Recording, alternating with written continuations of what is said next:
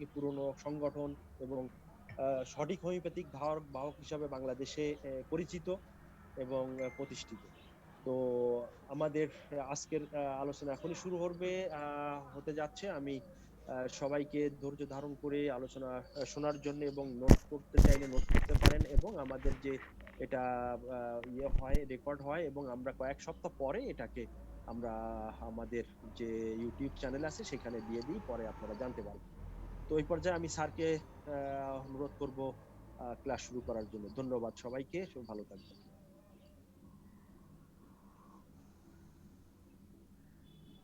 সম্মানিত উপস্থিতি, আসসালামু আলাইকুম ওয়া রাহমাতুল্লাহি ওয়া বারাকাতুহু। গুড ইভিনিং, আদাব। আমরা সিকিউরিটি নামের আজকে শেষ হবে না, তো আগামী ক্লাসে শেষ হয়ে যাবে আশা করছি। এই জন্য আজকের পোর্শনটা ইম্পর্টেন্ট পোর্শন। তো আমরা আজকের পর্বে যাওয়ার আগে, আগের পর্বে যে আমরা আলোচনা করেছিলাম এর একটা ব্রিফ আলোচনা আমি করে নিচ্ছি আগেই, যাতে যারা আগের ক্লাসে যদি না থেকে থাকেন এই ক্লাসে তারা এটা বুঝতে পারবে।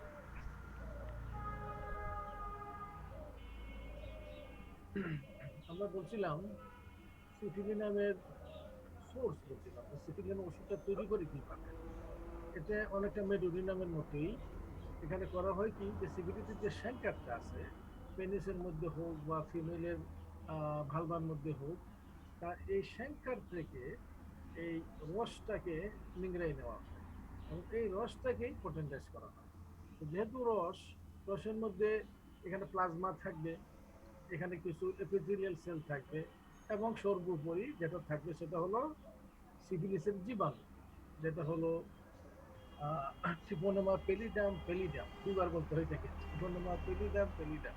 এই জীবাণু এই সবটাকে একত্রে পটেন্টাইজ করা হয়। পটেন্টাইজ করতে প্রথমে 300 পর্যন্ত নেওয়া হয়, তার ট্রাইচুরেশন করে, তারপর সেটা ফ্লুইডে নিয়ে যাওয়া হয় থ্রিসিপ করে।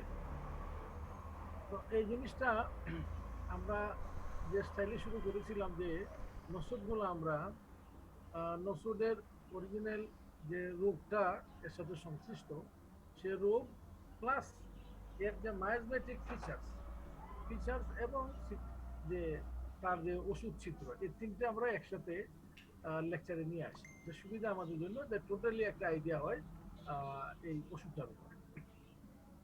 আমরা সিফিলিসের একটা পজিটিভ এজেন্ট, এটা যেটা আধুনিক বিজ্ঞানীরা পেয়েছেন, সেটা হলো একটা ব্যাকটেরিয়া।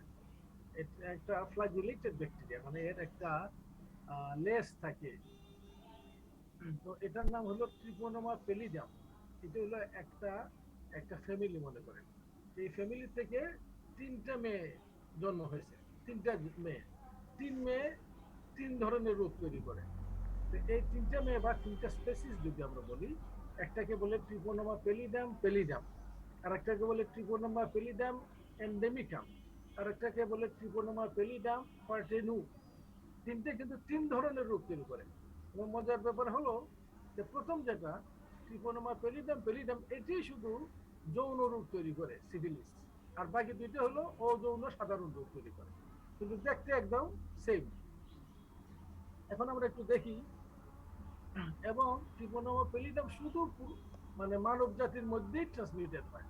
এটা পশু থেকে মানুষে, মানুষ থেকে পশুতে যায় না। যেমন করে আমরা দেখি করোনা ভাইরাস যায়, এটা শুধু মানুষের মধ্যেই ট্রান্সমিট হয়। এবং দেখেন এর নমুনাটা, দেখেন একদম একটা স্ক্রুর মতো, একেবারে কি মানে যে শক্তিশালী এবং খুব মর্মভেদী যে বোঝা যায়, একটা স্ক্রুর মতো।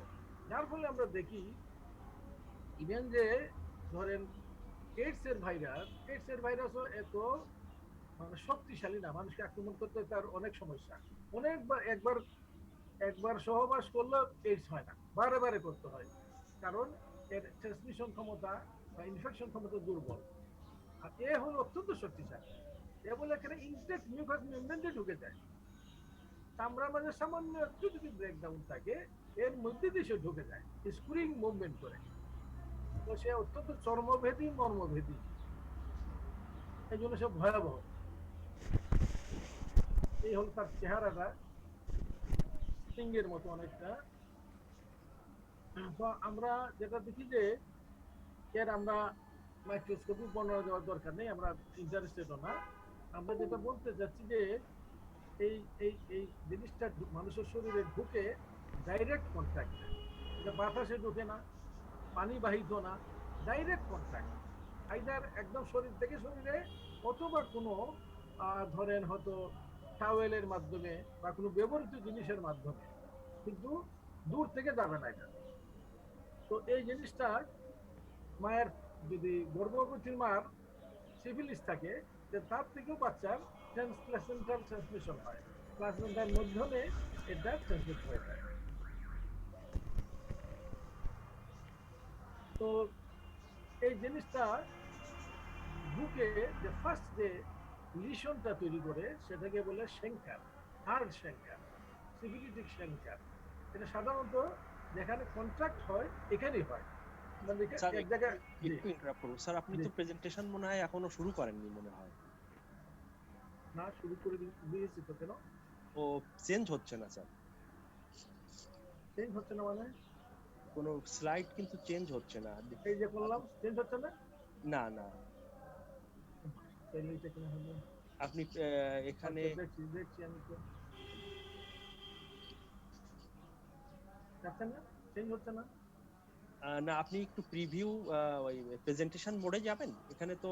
আচ্ছা আচ্ছা, দেখছি। এখন তো, এখন হয় কিনা? হ্যাঁ হ্যাঁ হ্যাঁ, হচ্ছে হচ্ছে, এবার হচ্ছে, এখন আচ্ছা, হচ্ছে। তাইলে আমি এটাতে দেই।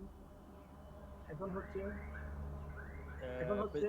প্রেজেন্টেশন ভিউতে আসেনি এখনো স্যার। এই তো হলো, ওইটা তো দেখা যাবে না, এবার যদি দেই আর কি। এমনি চেঞ্জ হচ্ছে, কিন্তু আপনার প্রেজেন্টেশন ওই ফুল মোডে আসে নাই। আচ্ছা, এবার মনে হয় ইয়ের রেসপন্স ওখানে তো হ্যালো, যায়নি। না স্যার, আপনার ওখানে কি দেখা যাচ্ছে? হ্যাঁ, আমি তো দেখতে পাচ্ছি। তাহলে আপনি একটু আনশেয়ার করেন, আগে আনশেয়ার করে আবার শেয়ার করেন। আচ্ছা আচ্ছা,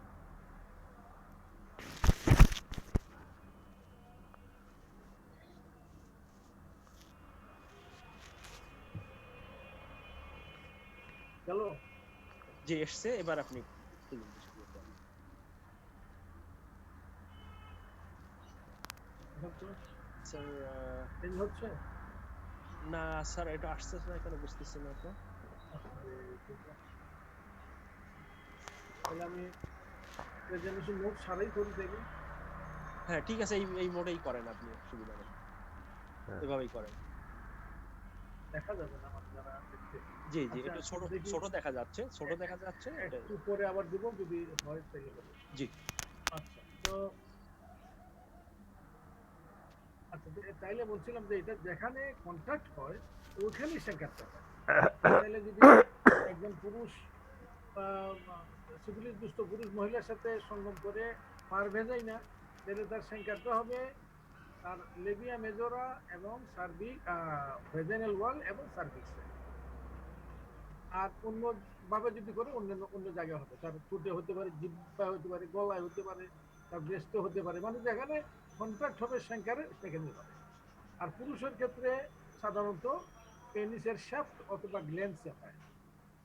তো আমরা এখান থেকে একটা বলবো যে এর একটা ইনকিউবেশন পিরিয়ড আছে, সে যখনই কন্ট্রাক্টে আসলো সাথে সাথে সংখ্যাটা হবে না, এই জীবাণুটা তার শরীরের ভিতরে যাবে, পুরা দেহটাকে সে আয়ত্ত করে নেবে তার ইনকিউবেশন পিরিয়ডে। তারপর তার বহিঃপ্রকাশ হিসাবে এই সংখ্যাটা তৈরি করবে, যাতে সময় লাগে 21 দিন, 10 থেকে 90 দিন, সাধারণত 21 দিন পরে এই সংখ্যাটা দেখা যায়। এবং এই সংখ্যাটা হলো একটা সিঙ্গেল সংখ্যা, একটা সিঙ্গেল আলসার।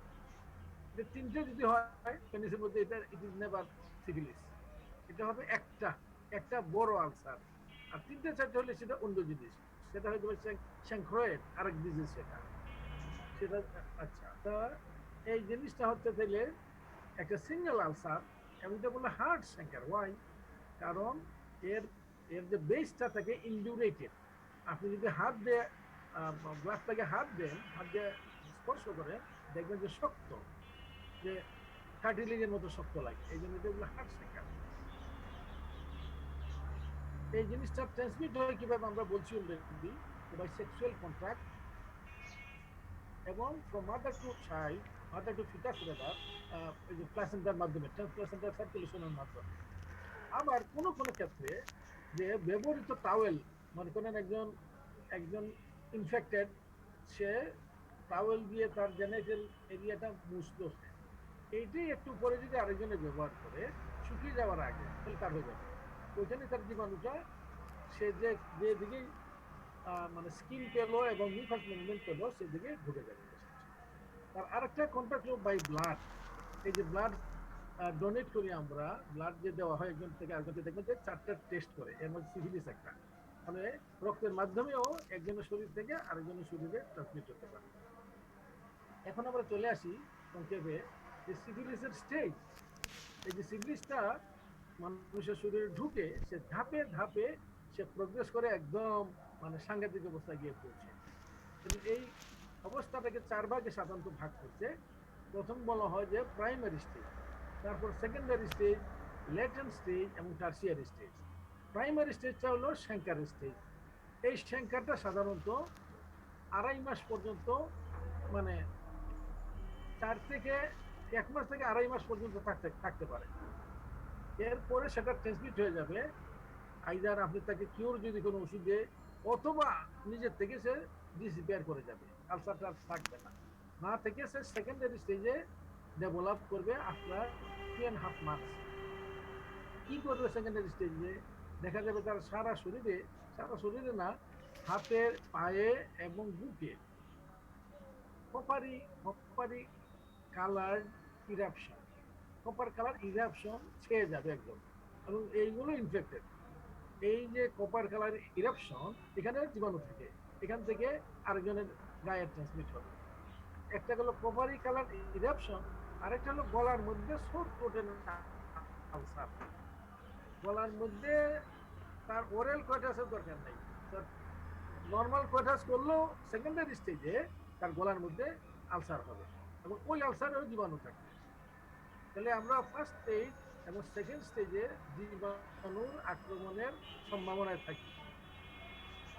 সে 2.5 মাস পরে আস্তে আস্তে সেটা আবার মিলিয়ে যাবে, একদম রিসিভার করে নর্মাল হয়ে যাবে, এবং 4 বছর ঘুমিয়ে না, সে ভিতরে নিজেকে মানে ডেভেলপ করার, আরো ডেভেলপ করবে। এই স্টেজটাকে বলে ডেভেলপ করবে, অথচ বাইরে বোঝা যাবে না, এটাকে বলে লেটেন্ট স্টেজ। এই লেটেন্ট স্টেজটা মোটামুটি 4 বছর চলতে থাকে। এটাকে আবার 2 ভাগে ভাগ করে, একটা বলে আর্লি লেটেন্ট স্টেজ, প্রথম 2 বছর, একটা হলো লেট লেটেন্ট স্টেজ, সেকেন্ড 2 বছর। এই সময়ের পরে 15 থেকে 40% রোগী টার্সিয়ারি স্টেজে ডেভেলপ করে, আর বাকি 60% এর মধ্যেই ছাপা থেকে যায়, সুপ্ত থেকে যায়। সে কিন্তু ভালো হয়নি, কিন্তু ম্যানিফেস্ট হবে না, প্রকাশমান হবে না। প্রকাশমান হবে 15 থেকে 40%। সে টার্সিয়ারি স্টেজ ডেভেলপ করবে। টার্সিয়ারি স্টেজে কি করবে? আচ্ছা, আমরা টার্সিয়ারি স্টেজে পরে আসছি, দেখে নিচ্ছি আগে। টার্সিয়ারি স্টেজটা সাধারণত 3 থেকে 15 বছর পরে ডেভেলপ করে, আর্লিয়েস্ট 3 অথবা 15 বছর। সে ভুলে যাবে কখন তার সিফিলিস হয়েছে, তখন দেখা যাবে। কি দেখা যাবে? যে 3 ভাবে এটা প্রকাশ হয়। একটাকে বলে গামেটাস সিফিলিস, গামা মানে বড় বড়, ধরেন লিম্ফ গ্ল্যান্ড যেমন মোটা, একটা ইন্ডিউরেটেড মাস হয়ে যায় লিভারের মতো। এইটা চলবে না, মাঝে হতে পারে অন্যান্য টিস্যুতে, এটা ফালতু। এটাকে বলে গাম্মা, একটা ইন্ডিউরেটেড মাস, এটা বলে গামেটাস সিফিলিস। আর যদি নার্ভ টিস্যু হয়, ব্রেন, স্পাইনাল কর্ডে, এখানে হবে নিউরোসিফিলিস, এখানেও সে লিশন তৈরি করবে।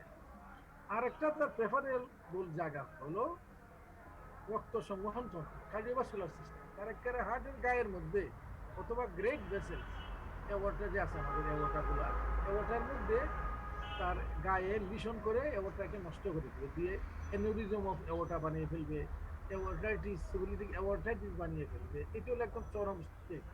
এই পর্যায়ে গেলে তাকে ভালো করা অত্যন্ত কঠিন, অত্যন্ত কঠিন। এই হলো তার 4টা স্টেজ। এর মধ্যে আরেকটা স্টেজ বলা যায়, এটা যেহেতু স্টেজ না, ফর্ম বলতে হবে, ফর্ম। এটা হলো কনজেনিটাল ফর্ম, জন্মগত ভাবে।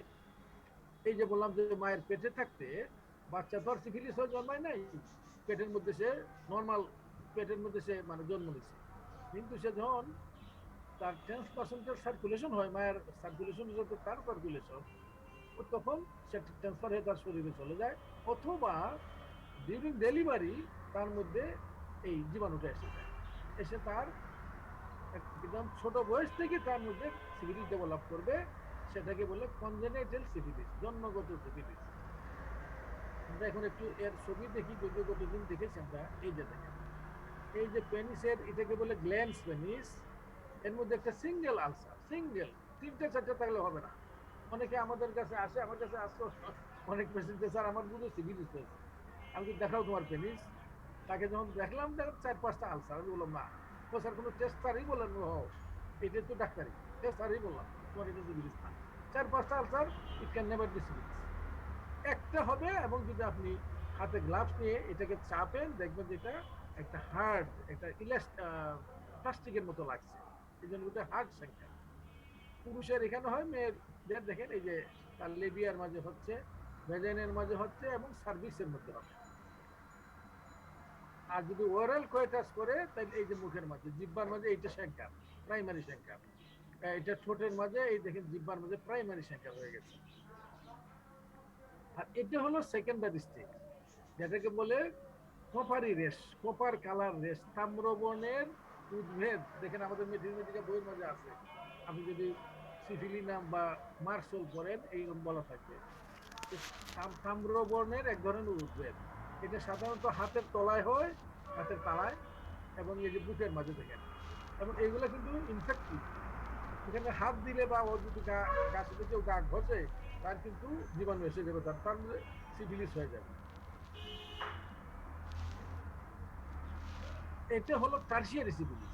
এই যে জিহ্বার মধ্যে যেটা গামা তৈরি হচ্ছে, গামা, গামা বললাম যে একটা ইনডিউরেটেড একটা একটা একটা মাস, এটা লিভারের মাঝে হয়, বেশি বেশি হয় লিভারের মাঝে, গামেটাস।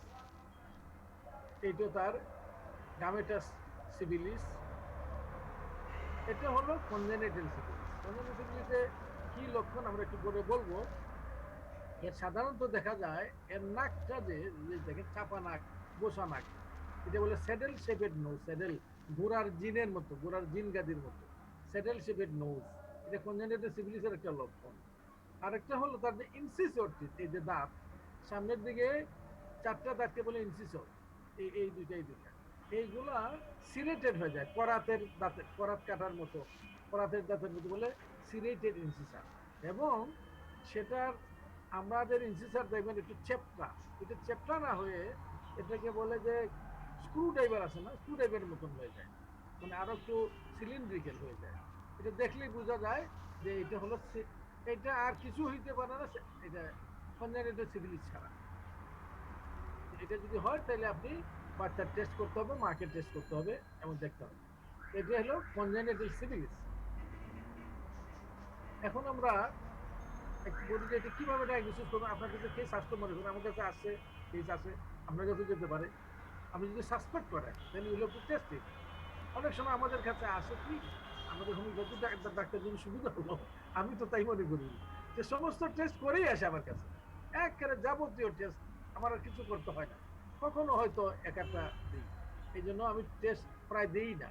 রোগীরা চায় যে ডাক্তার একটু টেস্ট দিলে না, এলোপ্যাথি ডাক্তার চাইলে এতগুলো টেস্ট দিল, আমি বাবু না, আমার তো পেট ভরে গেছে, তোমার যা ইনফরমেশন আছে this is enough for me. তো যদি লাগে, যদি সে সরাসরি আপনার কাছে আসে, তাহলে কি করবেন, তার এখানে একটা করা যায় ইনডাইরেক্ট ব্লাড টেস্ট, আর একটা করা যায় direct test. Indirect blood test হলো, এটা বলে বিডিআরএল, এটা একটা অ্যান্টিজেন অ্যান্টিবডি টেস্ট।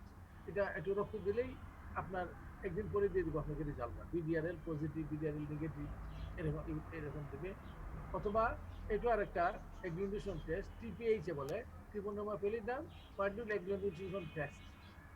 এটা হলো ব্লাডের মাধ্যমে। আর একটা হলো সরাসরি, এটা তাড়াতাড়ি হয়, যে একদম তার লিশন থেকে একটু রস নিল, রসটা নিয়ে ডার্ক ফিল্ড মাইক্রোস্কোপের নিচে দিল একটা বিশেষ প্রিপারেশন করে, সরাসরি এখানে জীবাণু দেখা যায়। এটা আরো দুইটা টেস্ট আছে, এটাকে বলে ডিরেক্ট ফ্লুorescent অ্যান্টিবডি টেস্ট, এবং আরেকটা হলো পিসিআর, পলিমারেজ চেইন রিঅ্যাকশন। এই যে আমরা এখন করোনা টেস্ট করে বলে আরটিপিসিআর, নাম শুনছেন নিশ্চয়ই, আরটিপিসিআর। এই হলো আরটিপিসিআর। এই মেশিনে তার একটু সিরাম দিলেই সে বলে দিবে তার সিফিলিস আছে কি নেই। তো আপনি যদি সবচেয়ে সহজ টেস্ট হলো বিডিআর, আপনি মনে করেন দেখি আপনি বিডিআর লিখে দিলেন। এখন মনে করেন এই যে সিফিলিস হলো তার যে স্টেজই হোক, স্টেজ 1, স্টেজ 2, স্টেজ 3, সেখানে এটা যদি সামহাউ ইট গেটস সাপ্রেসড, কিভাবে হতে পারে? এটা কিন্তু নিজের থেকেও হতে পারে। তার শরীরে এতই দুর্বল, তার ম্যানিফেস্টেশন গুলা ক্লিয়ার হয় না, চাপা পড়ে যায়, অথবা ওষুধ দ্বারা হতে পারে। বেশিরভাগই ওষুধ, ওষুধ অথবা কোনো প্রলেপ এর মাধ্যমে চাপা পড়তে পারে। চাপা পড়ে গেলেই দেখা যাবে যে ক্লিয়ার হয়ে গেছে। আর সেই কারণে ওই কোনো কপারি ইরাপশনে নেই, লুকাই গেছে, সেটা বলে জানি লুকাই গেছে। লুকাই যাওয়া মানে এটা বলে ইট বিকাম ইন্টারনালাইজ, ভিতরে ঢুকে গেল, অঙ্গের মধ্যে অঙ্গে অঙ্গে ঢুকে গেল। ঢুকে গেছে শরীরে যতগুলা অঙ্গ আছে, কোন অঙ্গগুলা এখানে আবার বলা আছে। আমরা বলছি যে আমাদের মায়ের পেটে যখন বাচ্চা জন্ম নেয়, তার একটা জার্মিনাল ডিস্ক তৈরি হয় 3টে লেয়ার দ্বারা। একটা হলো এক্টোডার্ম, একটা হলো মেসোডার্ম, একটা হলো এন্ডোডার্ম। এক্টোডার্মে স্কিন এবং ব্রেন তৈরি করে, মেসোডার্মে মাংস পেশি, হাড্ডি টাড্ডি, ব্লাড তৈরি করে, এবং এন্ডোডার্মে যত ইন্টারনাল লাইনিং তৈরি করে, যতগুলো ট্র্যাক্ট আছে এইগুলা। তো বলা হয় যে এক্টোডার্মকে এফেক্ট করে সোরায়, মেসোডার্মকে এফেক্ট করে সাইকোসিস, এবং এন্ডোডার্মাল অঙ্গগুলোকে এফেক্ট করে সিফিলিস। এই জন্য আমরা দেখি যে যতগুলা অর্গানের মধ্যে নিউক্লিয়াস মেমব্রেন আছে, প্রত্যেকটা অর্গানই সে যায়, এবং গিয়ে ওইখানে সে কি করবে? এখন তো আর গামা করবে না, সে তখন তো অন্য ফর্মে চলে গেছে। সে বিভিন্ন ধরনের রোগ তৈরি করবে, রোগের অবস্থায় তৈরি করবে। এবং হয়তো এলোপ্যাথিক ডাক্তাররা ওনারা এক এক সময় এক একটা রোগের হয়তো নাম দিলেন, কিন্তু আমরা যে হোমিওপ্যাথিক দৃষ্টিভঙ্গিতে আমরা বলবো যেটা হলো ওই একটা রোগেরই বিভিন্ন বহিঃপ্রকাশ। রোগ একটাই, সেই হলো সিফিলিস। সিফিলিস মানে সিফিলিটির মায়ের, এরই বিভিন্ন নামের মাধ্যমে হবে লিভার সিরোসিস,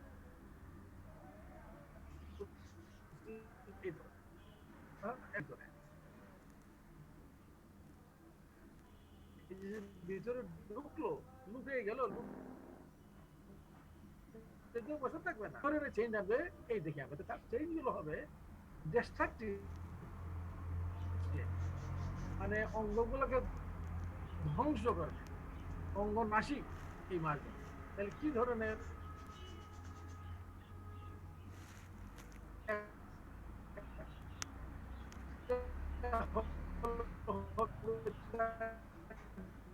ডিজেনারেশন, আর বিভিন্ন অর্গানের সেলগুলো ভিতরে আরো খারাপ, ডিস্ট্রফি, অ্যাট্রফি, হাইপারট্রফি, ডিস্ট্রফি, মানে এক ধরনের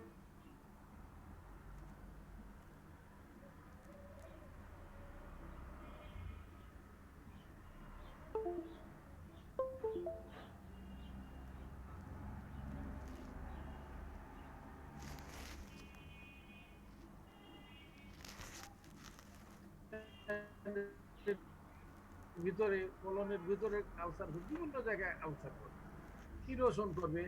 আরেকটা হবে কনজেনিটাল ম্যালফরমেশন, অঙ্গ বিকৃতি। মনে করেন একজনের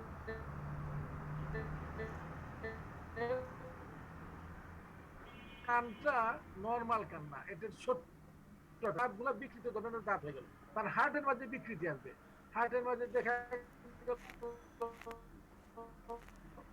তার বাম দিকে যে ভেসেল গুলো থাকবে সেটা চলে আসছে ডানে, ডাইনের গুলো চলে গেছে বামে, হার্টের মধ্যে বিভিন্ন জায়গায়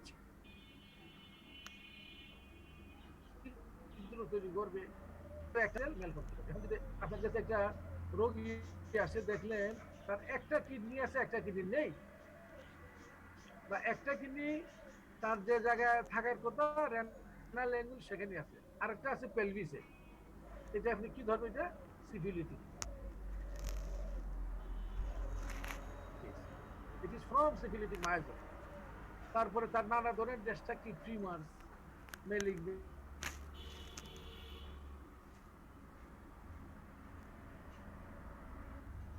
ক্যান্সার, ক্যান্সার হয়ে হেমাটোসিস করে তার একদম জীবন নাশ করে।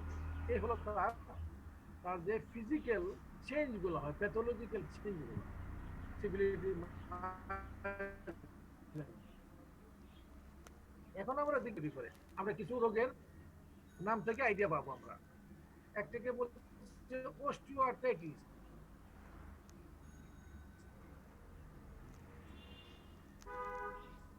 যেমন তার নি জয়েন্টের হাঁটুর হাড় গুলা হয়ে মানে তার তার জয়েন্ট নষ্ট হয়ে যাবে। অস্টিওমাইলাইটিস, হাড়ের ভিতরে ইনফেকশন ঢুকে যাবে। অস্টিওপোরোসিস, তার হাড় থেকে ক্যালসিয়াম সরে গিয়ে হাড়টা ভঙ্গুর হয়ে যাবে। মায়োপ্যাথি বা মারাত্মক অসুখ, তার একদম শরীরের সমস্ত মাংসপেশিগুলো নষ্ট হয়ে যাবে এবং আস্তে আস্তে শুকিয়ে যাবে। মায়োকার্ডিয়াল ইনফার্কশন, যে হার্ট অ্যাটাক হবে তার। Prolapse of the heart valve, হার্টের ভালভগুলো প্রলাপস হয়ে যাবে। কার্ডিয়াক এরিথমিয়া, হার্টের যে তার যে রিদম নষ্ট হয়ে যাবে, খুব মানে ইরেগুলার রিদম হবে। ইরাটিক পালস ওই হয়ে যাবে। আর নেফ্রোটিক সিনড্রোম, কিডনিতে ধরে দেখেন, নেফ্রোটিক মানে কিডনিটাকে শেষ করে দেবে নেফ্রোটিক হলে।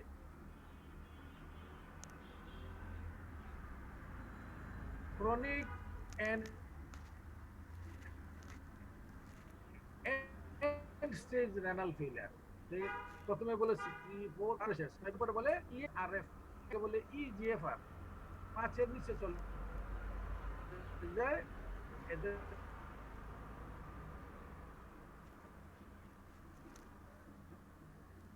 বলে এন্ড স্টেজ রেনাল ফেলিয়ার, ওর আর ফিরে আসবে রেনাল ট্রান্সপ্লান্টেশন চলে যায়।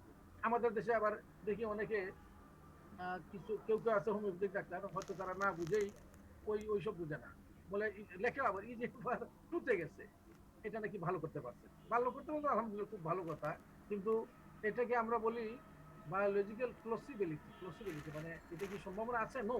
তাহলে তো মরা মানুষকে জীবিত করা যাবে, আর তার কিডনি শেষ হয়ে গেছে, এটাকে আপনি কি করে একটা পর্যায় পর্যন্ত আনতে পারবেন? কিন্তু একদম যখন তার 95% নষ্ট হয়ে গেছে, আপনি 5% দিয়ে আবার 100% আনার কোনো সম্ভাবনা নেই। সেটা মানে মানুষকে প্রতারণা করা আমি মনে করি।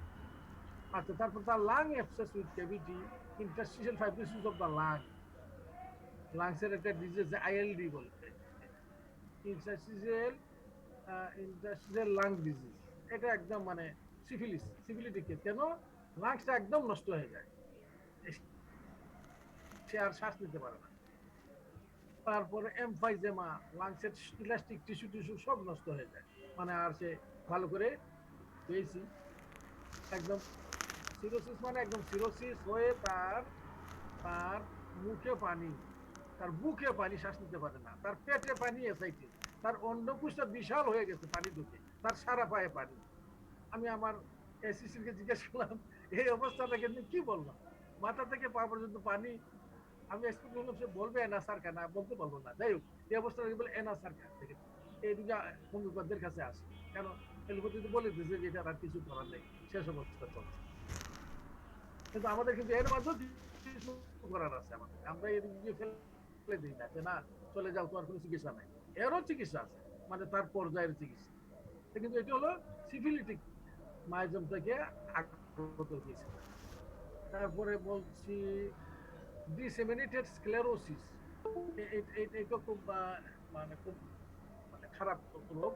এটা হলো যে আপনার নার্ভগুলা নষ্ট করে দেয়, নার্ভগুলা নষ্ট হয়ে যায়।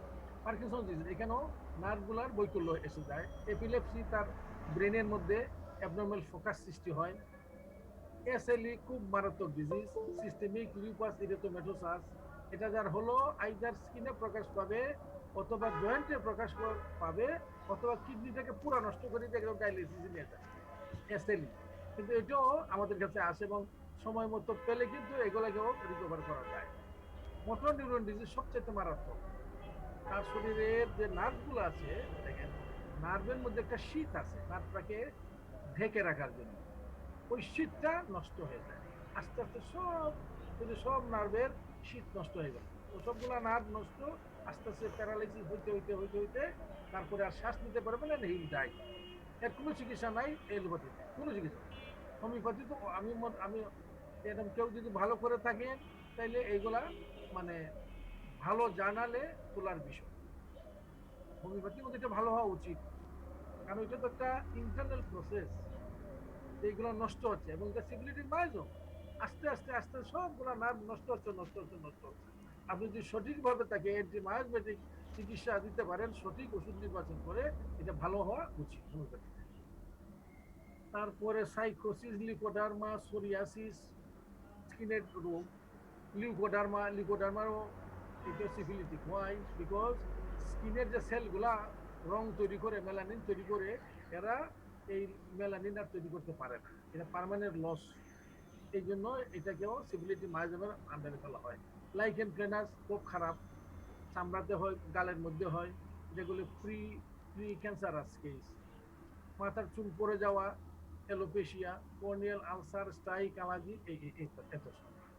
তাহলে দেখেন এই সবগুলা কিন্তু আমি মনে করি আমরা যারা রেগুলার হোমিওপ্যাথি প্র্যাকটিস করেন, যারা আমাদের বিজ্ঞ হোমিওপ্যাথরা আছেন, প্রত্যেকের কাছে প্রত্যেকটা রোগী যায়, এখানে যতগুলো আমি নাম বললাম, এই ধরনের প্রত্যেকটা রোগী এই নাম ধরেই যায়। আমরা তো পাই এবং নিশ্চয়ই অন্যরা পান। তাহলে দেখেন, তাহলে আমার মায়াজম বোঝারও দরকার আছে। এই রোগীগুলোকে আপনি ডিল করতেই পারবেন না যদি হানিম্যানের কথা মতো আপনি ক্রনিক ডিজিজ কিভাবে ডিল করতে হয়, কিভাবে চিকিৎসা করতে হয়, সেই পদ্ধতি যদি আপনি না বোঝেন, করতেই পারবেন না, শিওর না। শুধু মেডিসিন সিলেক্ট করে দিলেন আর এইভাবে হয়ে গেল, নো। তার মায়াজমেটিক এভালুয়েশনের অবশ্যই দরকার। এখন আমরা আসি মেন্টাল সে কি করে, কারণ প্রতিটা মায়াজমে ফিজিক্যাল ফিচার আছে, মেন্টাল ফিচার আছে। এখানে মেন্টাল আমি কম লিখেছি, কিন্তু মেন্টাল হবে আরো বেশি। তার মেন্টালেও করবে এই ধরনের একটা, সে পারভার্সন করবে, পারভার্সন অফ দ্য ফাংশন, একটা বিকৃতি, তার ডিজায়ারের মাঝে বিকৃতি আনবে, সে আজে বাজে জিনিস করতে চাইবে, খাইতে চাইবে। পারভার্সন অফ সেক্স, নর্মাল কোনো জিনিস নাই, তার সেক্স পারভার্সন আসবে, সে সডমি করবে, সে যাই হোক আমি আর বলি না, পারভার্সন যা বোঝায় সব কিছু করবে। তার লোচিং অফ লাইফ, আবার দেখেন সে নিজেকে আত্মহত্যা করতে চাইবে, অন্যকে মারতে চাইবে, মানে তার ধ্বংস, আর নষ্ট করা, ধ্বংস করা, সুইসাইডাল টেন্ডেন্সি, অ্যাগ্রেসিভনেস, অন্যকে মারপিট করা, ডিজায়ার টু কিল, হোমিসাইড, যত ধরনের টেরোরিজম আছে, মানুষকে হত্যা করা, হামাকা হত্যা করা, কোনো একটা ভুল একটা কোনো একটা মতবাদের ভিত্তিতে বা যেমনি হোক, মানে মানুষকে খুন করে ফেলা, মেরে ফেলা, তাকে জ্বালিয়ে পুড়িয়ে দেওয়া, এই যে টেন্ডেন্সি, এই যে মনের যে একটা অবস্থা, এটা কিন্তু সিভিলিটি মাইজমের তৈরি। হেট্রেড, মানুষের প্রতি ভালোবাসা তবে নো, মানে তার হবে ঘৃণা, বিদ্বেষ, উইকেটনেস, ক্রুয়েলটি, নিষ্ঠুরতা। এই যে একটা মনোভাব দেখেন, সব ধ্বংসকারী মনোভাব, অন্যের ক্ষতি করার মনোভাব, কন্টেম্প্ট ফর আদার্স, মানে অন্যের প্রতি ঘৃণা, জেলাসি, আর এক ধরনের হতাশা, ডিসঅনেস্টি। তার অনেস্টি পাইবেন করতে গিয়ে। এই যে সিভিলিটি মাইজমটা একটা মানুষকে একদম মানে মনে দেহে শেষ করে দেয়, এবং এই জন্য এই মায়াজমের চিকিৎসা সবচেয়ে কঠিন। এই মায়াজমগ্রস্ত রোগীর চিকিৎসা সবচেয়ে কঠিন, এবং এই মায়াজম মানুষকে সবচেয়ে বেশি ক্ষতিগ্রস্ত করে, সবচেয়ে কঠিন রোগ নিয়ে আছে তার মধ্যে। আমরা এখন যাই, আমরা বেশি তাই না, আমরা সিভিলি নামে থাকতে চাই। আমরা কিছু ওষুধের নাম দিয়েছি এখানে, যেগুলো অ্যান্টিসিভিলিটিক রেমেডিস। হানিম্যান এই মায়াজম উনি উদ্ভাবন করেছেন, মানে উদ্ভাবন মানে বিভিন্ন সোর্স থেকে উনি মায়াজমের স্বরূপ উন্মোচিত করেছেন। আবার তিনি হোমিওপ্যাথিক ওষুধের মধ্যে ওই স্বরূপগুলা দেখে দেখে ক্যাটাগরাইজ করে দিয়েছেন আমাদেরকে, যে কোনগুলা অ্যান্টিসরিক, কোনটা অ্যান্টিসাইকোটিক, কোনগুলা অ্যান্টিসিভিলিটিক। এখানে আমরা অ্যান্টিসিভিলিটিকের ফার্স্ট গ্রেডের ওষুধ পাই, আরো আছে, আমি এখানে কম লিখেছি। আরথ্রায়োড, অরামেট, অরামিউনেট্রোনেটাম, হেলিআয়োড, হেলিসালফ, merc sol, merc cor, nitric acid, phytolacca, silicea, syphilinum. Second গ্রেডে আছে arsenic album, calcarea fluor, calcarea sulph, কার্বোনিমেলিস, কোস্টিকাম, ফোনিয়াম, ফ্লোরিক অ্যাসিড, হিপারসালফ, আয়োডিয়াম, হেলিবাই, ক্রিওজোট, লেকেনিনাম, lachesis, mezereum, phosphoric acid, phosphorus, sarsaparilla, sepia, staphysagria sulphur thuja. দেখেন সালফার কিন্তু ট্রাইম্যাগনেটিক, থুজার মধ্যেও তার অ্যান্টিসিবিলিটিক প্রপার্টিজ আছে। তো আমরা এখন চলে যাচ্ছি, আমাদের মাইজমে এর বেশি বলার স্কোপ নাই আমাদের এই ক্লাসের মধ্যে। মাইজমে যদি কখন আমরা ডিসকাস করি তাহলে আরো ডিটেলস আমরা আলোচনা করব, প্রতিটা মাইজমের কি স্বরূপ, তার কি কি লক্ষণ, রোগীর মাঝে কি লক্ষণ থেকে আমি বুঝবেন যেটা তার সিভিলিটির সিমটম, কোনটায় বুঝবেন সাইকোটিক সিমটম, কোনটায় বুঝবেন যে সোরিক সিমটম। আমি একটা ক্লাসের মধ্যে বলছিলাম, দেখেন এমনকি আপনি পালস দেখেও পালসের মধ্যে ডিফারেন্স আছে, যে কোনটা সরার পালস, কোনটা সিভিলিসের পালস, কোনটা সাইকোসিসের পালস। আপনি যদি পালস ধরে দেখেন যে মাত্র 40 বা 50 পালস, এত ধীরে, এটা সরার পালস। আর সেটা হলে আরে বাবা এতে 140, একদম টেকিকার্ডিয়া, এটা হলো সাইকোসিসের পালস। আর একটা দেখলেন ইররেগুলার, ইররেগুলার অনেকটা অ্যাডোনিস ভার্নালিস বা আমাদের ডিজিটালিস, এইসব তিনটা পরে পরে একটা নাই, চারটা পরে পরে একটা নাই, এটা হলো অ্যারিথমিক, এটা হলো সিভিলিটি। আপনার লক্ষণের মধ্যে যান, যে একজনের পায়খানা হয় না বলে আমার 3-4 দিন পরে পরে একদিন পায়খানা হয়, সপ্তাহে একদিন হয়, এটা কিন্তু শরীর লক্ষণ। আরেকজন বলে যে আমার তো আইবিএস এর রোগী, আমি আমার দিনে 7-8 বার করে পায়খানা যেতে হয়, আমার ডায়রিয়া হয়, সে হলো সাইকোসিসের রোগী। আর কেউ আমার পেটে খালি মোচড় দেয়, কামড় দেয় এবং শ্লেষা দেয়, রক্ত যায়, সিফিলিসের রোগী।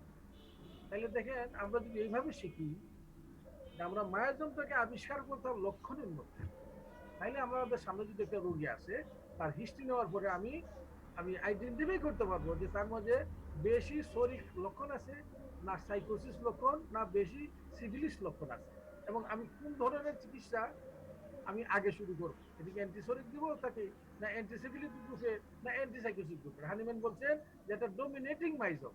আজকাল আজকালকার গুরুরা বলে সারফেস মাইজম, এটা সুন্দর কথা, যেটা সারফেস মাইজম, যেটা মানে মাইজম সারফেসে আছে, এর চিকিৎসা আগে করতে হবে। ওর ভিতরে আছে সাইকোসিস আমি জানি, কিন্তু আমি ওই ওষুধ এখন দেবো না। সারফেসে আছে সিভিলিস, আমি সিভিলিস দেবো।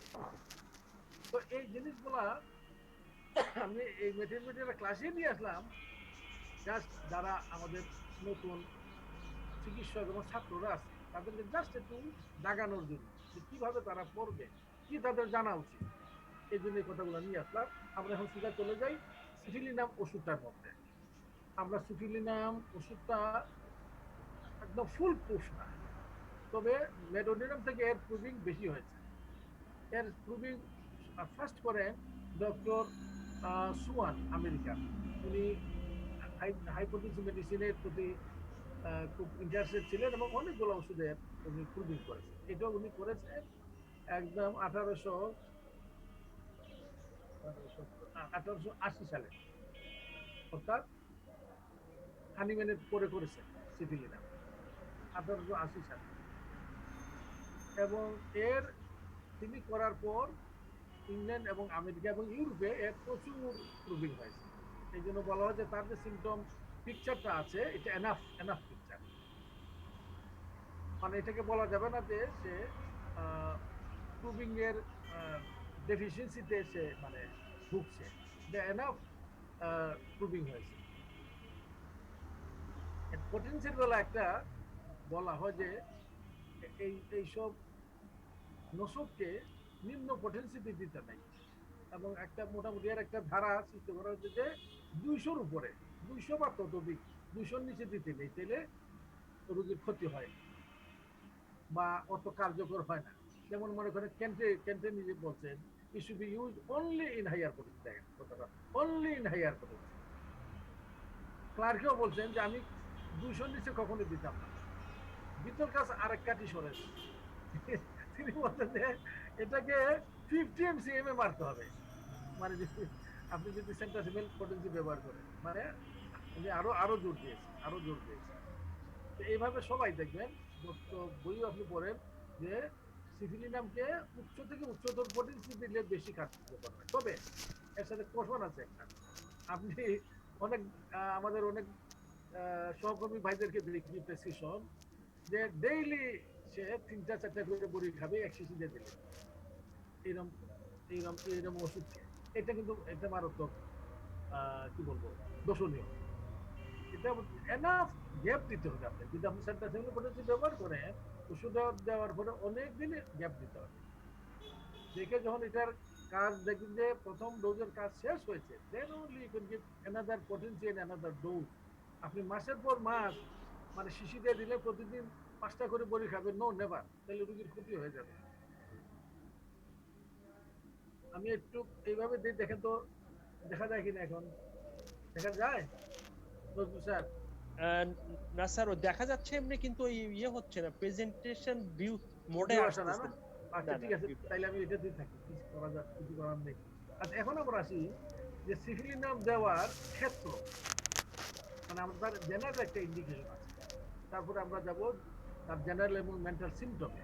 জেনারেল ইন্ডিকেশনটা হলো যে আপনি যে কোনো সিভিলিটি কেস, এই যে বললাম সিভিলিটি, ফিজিক্যাল এবং মেন্টাল সিভিলিটি, তো আপনি বুঝবেন যে আমার সামনে যে কেসটা আছে এটা সিভিলিটি। যে আমি বললাম গতকালকে আমি যে সিরোসিসের অফ লিভারের কথাটা বললাম, এইরকম কেসে তো আমরা এটা এর চিকিৎসা অন্যভাবে করতাম, মানে অন্যভাবে মানে এটা আমি একটা সহজ কেসে বলবো, যেখানে আমি দেখছি যে আমি আমি ফাইটোর লেখা দিচ্ছি একটা রুগীকে, তার তার গলার মাঝে আলসার, ফাইটোর লেখা দিয়ে দিয়ে যাচ্ছে না, অথচ ফাইটোর লক্ষণ লক্ষণ, গরম খেলে তার আরাম লাগে, ডান দিকে ব্যথাটা মনে করেন যে তার কান পর্যন্ত যায়, ফাইটোর লেখা তো লক্ষণ, অথচ ফাইটোর লেখা দিয়ে তার গলার আলসারটা যাচ্ছে না। তাহলে আমি কি বুঝবো যে একটা সিফিলিটিক কেস মনে হচ্ছে আমার কাছে, অথচ তার কাছাকাছি ওষুধ যদি আমি দেই, একটা মোটামুটি ওয়েল সিলেক্টেড মেডিসিন কাজ দিচ্ছে না, সেখানে আপনি ইউজিক সিফিলিনাম, আপনি সিফিলিনাম যদি দেন, তাহলে দেখা যাবে আইদার সিফিলিনামের কেসটাকে ভালো করে বলছে, অথবা ওই ক্ষেত্রটা তৈরি করেছে, এরপরে আবার যদি আপনি হাইড্রোলেখা বা অন্য কোনো একটা ওষুধ দেন তখন কাজ করবে। এটা একটা, এটা সোডিনামের গেল এই কথা, মেটোডিনামের গেল এই কথা। আরেকটা হলো যে যদি কোনো সিভিলি সাপ্রেসড হয়, মনে করেন একটা রোগী আপনি পেলেন সে সেঙ্কারে সাপ্রেসড হয়েছে, তাহলে হোমিওপ্যাথিক মতে তাকে যখন আপনি আরোগ্য করবেন অ্যান্টিসিভিলিটি ওষুধ দিয়ে, তার লাস্টে তার সেঙ্কার ফিরে আসতে হবে। কিন্তু আরেকটা রোগী তার যে সেকেন্ড স্টেজে ছিল ওইখান থেকে সাপ্রেস হয়েছে, এই এই রোগীর কিন্তু সেঙ্কার ফিরে আসবে না, ওর ইরাপশনটা ফিরে আসবে, মানে আসা উচিত।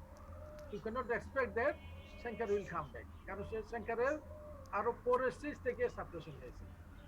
তো এখানে এই কথাটি বলছে যে যদি সিভিলি সাপ্রেসড হয় এবং ওই ওষুধটা সিভিলিনাম দেওয়ার ক্ষেত্র হয়, এটা এটা দিলে তার সিমটম গুলাকে ফিরে নিয়ে আসবে, তার আগের সিমটম গুলাকে।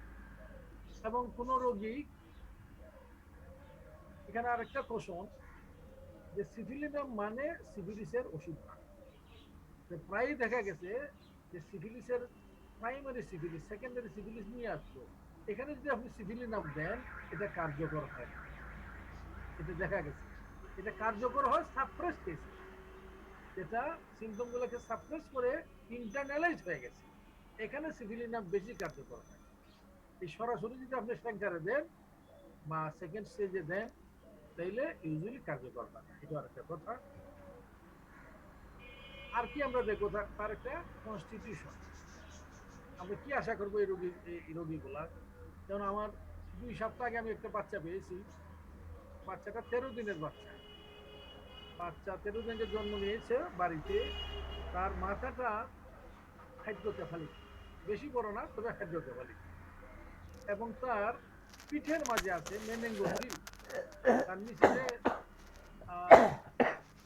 তার একটা হায়াটাস আছে, এই যে নিচে সেক্রাল হায়াটাস, ওই দিক দিয়ে মেনিনজেস বের হয়ে গেছে, সিরোপ্রোস্পাইনাল ফ্লুইড শো, এটা মেনিনগোসিল।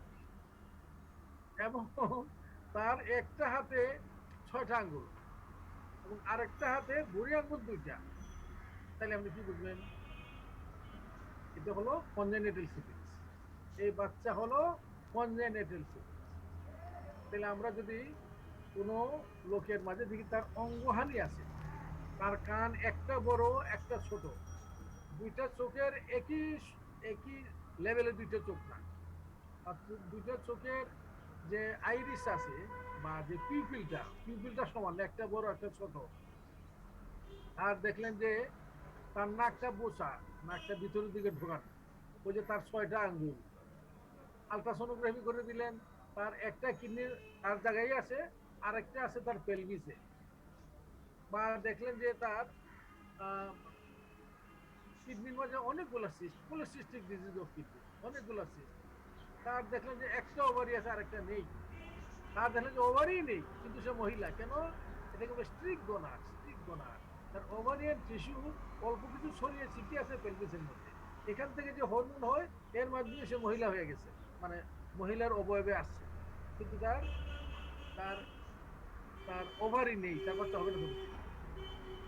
অথবা দেখলেন একটা ছেলের টেস্টিস একটা নামছে একটা ভিতরে রয়ে গেছে, এই ধরনের যদি আসে একদম আপনি চিন্তাই করতে পারেন যে this is a syphilitic patient, এটা সিফিলিটিক পেশেন্ট। তার কিডনি একটা অরিজিনাল জায়গায় আর একটা নিচে, নো, এটা সিফিলিটিক। তার হার্টের মাঝে একটা ছিদ্র আছে, বিএসডি আছে, বড় একটা বিএসডি। তার ফেলোর টেট্রালজি আছে, কি হয় বলে টেট্রালজি অফ ফেলোর, মানে তার ডান দিকের ভেসেলগুলো বাম দিকে হয়ে গেছে, বাম দিকের ভেসেলগুলো ডান দিকে হয়ে গেছে জন্মগতভাবে। এইগুলো হলো সিফিলিটিক মায়োজমের, সিফিলিটিক কনস্টিটিউশন, সিফিলিটিক মায়োজমের রোগী। এটা চিনতে আপনার বেশি কষ্ট হওয়ার কোনো কারণ নাই। আর এই যে যেমন আমরা বুঝি কনজেনিটাল হার্ট ডিজিজ, বিএসডি আছে, তার টেট্রোলজি অফ ফেলোট আছে, তার ডিফর্ম ফিঙ্গার আছে, ক্লাব ফুট আছে, এইগুলো একদম চোখ বুঝে বুঝবো যে এটা সিফিলিটিক মায়োজমের রোগী। অথবা কেউ মনে করেন এটাকে বলে ক্লাব ফুট, পায়ের মধ্যে অনেক বৈপুল আছে, দেখে একটা পায়ের মধ্যে ভাঁজ নেই, মানে তার ভাঁজ যে কি বলে কার্ভটা নেই, ফ্ল্যাট ফুট। একজনের দেখা গেল যে টিবিয়াটা বাঁকা, একটা পা ছোট একটা পা বড়, এই ধরনের যে কোনো ধরনের যদি তার আঙ্গিক বৈকল্য দেখেন জন্মগত ভাবে, বাহ্যিক হতে পারে ভিতরে হতে পারে, তাইলে আপনি ধরবেন সেটা সিভিলিটি। আমরা এই মোটামুটি এখন একটা পর্যায়ে গেলাম, আমরা এর জেনারেল ফিচার্স দেখি।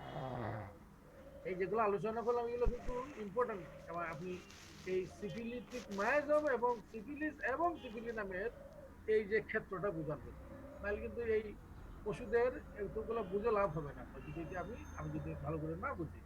এখন আমরা আসি অ্যাকচুয়াল সিমটম, যে রোগীর মধ্যে সিমটম কি দেখবো, এই সিমটমকে আমরা যেমন করে ভাগ করে নেই, জেনারেল সিমটম কিছু, মেন্টাল সিমটম, তারপরে ইম্পর্টেন্ট পার্টিকুলার সিমটম। আমরা জেনারেল সিমটম কি আছে দেখি। প্রথমে আমরা ধরি কাতরতা।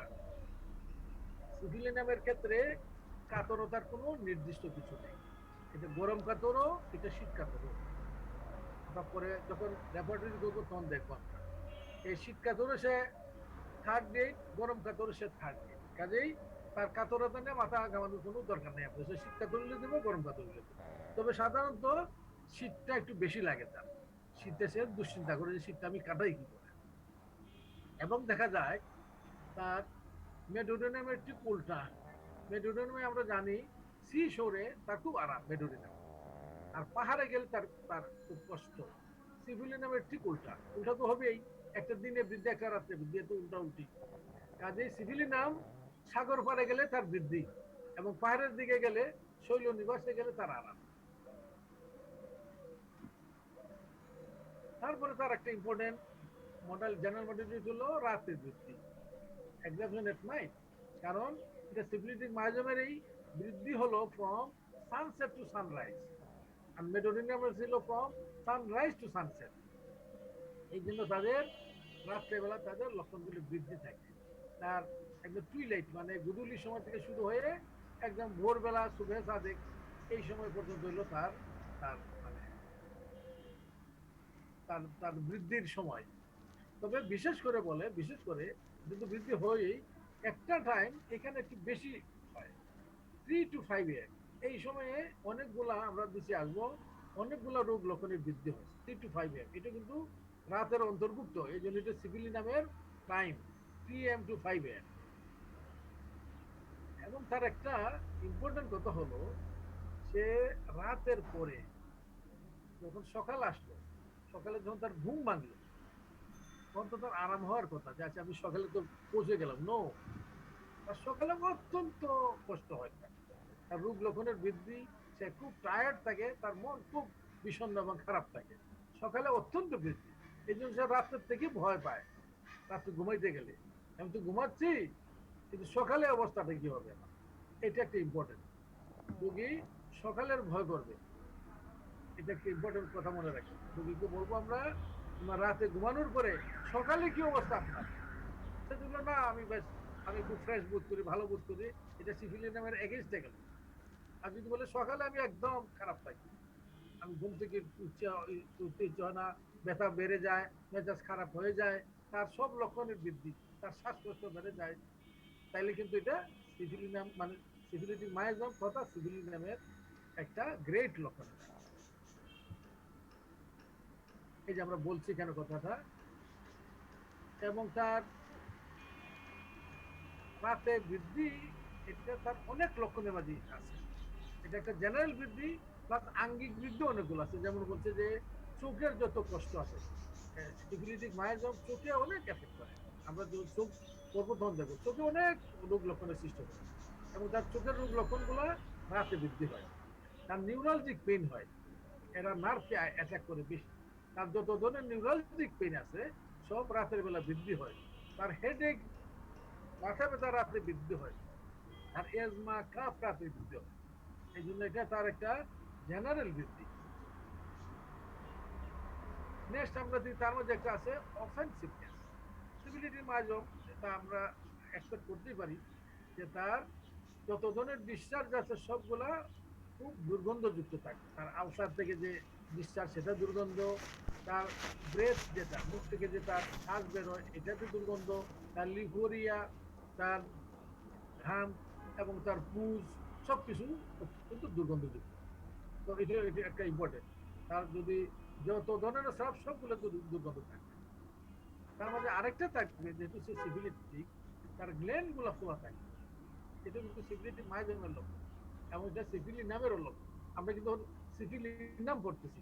আমরা আমরা যেমন আগে বলছিলাম যে আপনি যখন মেডোরিনাম পড়বেন, মেডোরিনাম এমনই একটা prototype of of psychotic miasm. Medorrhinum পড়ার সময় মনে হয় যে আপনি সাইকোসিস মায়াজম পড়ছেন, আর সাইকোসিস মায়াজম পড়ার সময় মনে হবে আপনি মেডোরিনাম পড়ছেন। অনেকটা সিফিলিনামও তাই। সিফিলিনাম যখন আপনি মনোযোগ দিয়ে পড়বেন, দেখবেন যে এজ ইফ আপনি সিভিলিটিক মায়াজমের চিত্রগুলোই আপনি পড়ছেন, এর মধ্যে দেখছেন। আবার সিভিলিটিক মায়াজম যখন পড়বেন দেখবেন যে সিফিলিনামের লক্ষণগুলি আপনি পড়ছেন। এগুলো একটা একটা একদম মানে টুইনের মতো, জমজ। তো এর গ্ল্যান্ডুলার এনলার্জমেন্ট থাকে, তার শরীরের যত জায়গায় যত গ্ল্যান্ড আছে, তার গলায় হতে পারে, বগলে হতে পারে, তার ইঙ্গুনে লেজন হতে পারে, তার শরীরের ভিতরে হতে পারে, গ্রেন গুলা ফুলে যায়। যার জন্য আমরা দেখি এই যে একটা ভয়াবহ ক্যান্সার আছে, দেখে বলে হজকিন্স লিম্ফোমা, আর একটা আছে NH non non Hodgkin, NHL non Hodgkin lymphoma, দুইটাই খুব খারাপ ধরনের গ্ল্যান্ডুলার ক্যান্সার। তো এইগুলা সিভিলিটি গ্লোব, হজকিন লিম্ফোমা যদি দেখেন এটাও সিভিলিটি মাইল, আমরা ওখানে মেনশন করি নাই, দেখার লাগবে হজকিন লিম্ফোমা। এই জন্য যত একটা রোগীর যদি বেশি বেশি গ্ল্যান্ড শুধু ফুলে দেখি আমরা, এটা সিভিলিটি অন্য মাইজমে আছে, কিন্তু এটা সিভিলিটি মাইজমের একটা ইম্পর্টেন্ট লক্ষণ। এই জন্য যদি আপনি, আচ্ছা বেশি বাড়ি না, আমরা চলে আসি। তারপর দেখি আমরা তার মধ্যে বিভিন্ন ধরনের পেইন আছে, বিশেষ করে বোন পেইন এবং নিউরালজিক পেইন তার খুব বেশি বেশি আছে সিফিলিনামের মধ্যে।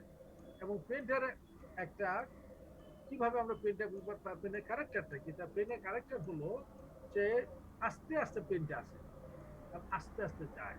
আমরা মেডোরিনামে দেখছি কিন্তু অন্যরকম, মেডোরিনামে ছট করে আসে, যায় দেরিতে, ব্যথাটা যেতে দেরি করে, এই জন্য ওইটাতে কষ্ট বেশি। চট করে আসলো আবার যায় দেরিতে, কিন্তু এর হলো আসেও আস্তে আস্তে, যায়ও আস্তে আস্তে আস্তে আস্তে।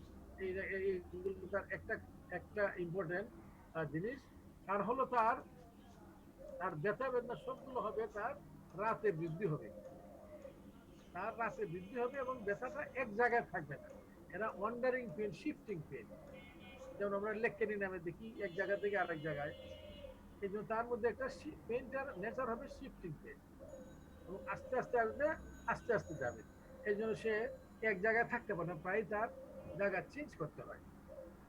এবং তার যে বোন গুলো আছে, বোনের মধ্যে পেন, যদি অনেক সময় ভুলে বলে বলে আমার হাড়টির মাঝে ব্যথা, আসলে কিন্তু আপনি চেক করবেন অনেক যে বলে এটা রং বলে, এটা তার মাংসপেশিরই ব্যথা, ওরা বলে হাঁটে। আবার কতগুলো আছে অ্যাকচুয়ালি কিন্তু হাড়ের ব্যথা। যদি অ্যাকচুয়ালি হাড়ের ব্যথা হয় তাহলে এটা সিভিলিটিক মাইজমের লক্ষণ এবং সিভিলিনেমের লক্ষণ। এবং এই ব্যথাটা সাধারণত রাতে বেশি হয়, নাইট। এখানে একটা কথা বলছি, যেমন নাইটে হয়তো সকালের দিকে আরাম। এখানে একটা কথা বলছে দেখেন, গ্রোয়িং পেইনস ইন চিলড্রেন। আমার এটা এখানে সামনে জিজ্ঞেস করা যাবে ছাত্রদেরকে, আমার খুব আগ্রহ জাগে এটা জিজ্ঞেস করা। এটা একটা অ্যানাটমিক প্রশ্ন, হোয়াট ইজ গ্রোয়িং পেইন। একটা প্রশ্ন রাখলাম, যদি কেউ পারেন আমাকে এখানে এই যে প্রশ্ন উত্তরের কি বলে চ্যাটিং এর একটু দিবেন, হোয়াট ইজ গ্রোয়িং পেইন। খুব ইম্পর্টেন্ট কথা কিন্তু এটা, যারা অ্যানাটমি ভালো বোঝে, অল্প বুঝলে এটা বলতে পারবেন না, যারা ভালো বোঝে শিওর সে বলতে পারবে হোয়াট ইজ গ্রোয়িং পেইন। আচ্ছা দিকে যদি কেউ না বলে আমি বলে দেবো পরে। এই গ্রোয়িং পেইনটা হলো সিফিলি নামের একটা সিফিলি নামের একটা পেইন, গ্রোয়িং পেইন। সেই জন্য গ্রোয়িং পেইনটা আমাদের জানতে হবে, আমি বলে দিব পরে। তারপরে তার মাঝে আলসার, আমরা এর আগেও বলছি, তার বিভিন্ন জায়গায় আলসার, তার স্কিনে আলসার, মিউকাস মেমব্রেনে আলসার, তার নাকে মুখে সর্বত্র আলসার, তার পেটে, তার তার ধরেন আলসারেটিভ কোলাইটিস, তার আলসার ইন দা ডিউডেনাম, বিভিন্ন জায়গায় শরীরে যত আলসার, ওই যে হেলিব্যাক্টেরিয়াল আলসার, ল্যাকটিক অ্যাসিডওয়ালা আলসার, সব আলসার সিফিলি নামের মানে কি বলবো মানে এর সাথে সঙ্গবদ্ধ। আলসার হবে বিভিন্ন জায়গায়, এবং আলসার থেকে যে রসটা বের হবে এটা হবে খুব দুর্গন্ধযুক্ত। এটা একটা ইম্পর্টেন্ট, খুব দুর্গন্ধযুক্ত। তার মধ্যে ফুরা হবে, ফুরাটা আমরা আগে বলছি এটা সিফিলিটিক মায়াজমের একটা লক্ষণ। রিকারেন্ট ফুরা, বারে বারে ফুরা, বিভিন্ন জায়গায় ফুরা। তো সিফিলি নামের মধ্যে এটা একটা, এটা বলছে একদম গ্র্যান্ড কিনোট অফ সিফিলি নাম। বলে আমার প্রায় শুধু পায়খানার রাস্তার পাশে ফুরা হয়, অনেক রোগী বলে আমার পাছার মাঝে প্রায়ই ফুরা হয়, এই যে বলে আমার প্রায়ই ফুরা হয়, এটা কিন্তু মায়াজমের লক্ষণ এবং সিভিলি নামের লক্ষণ। অন্য লক্ষণ যদি মিলে আপনি সিভিলি নাম দিতে পারেন, দেখবেন যে ভালো হয়ে যাবে।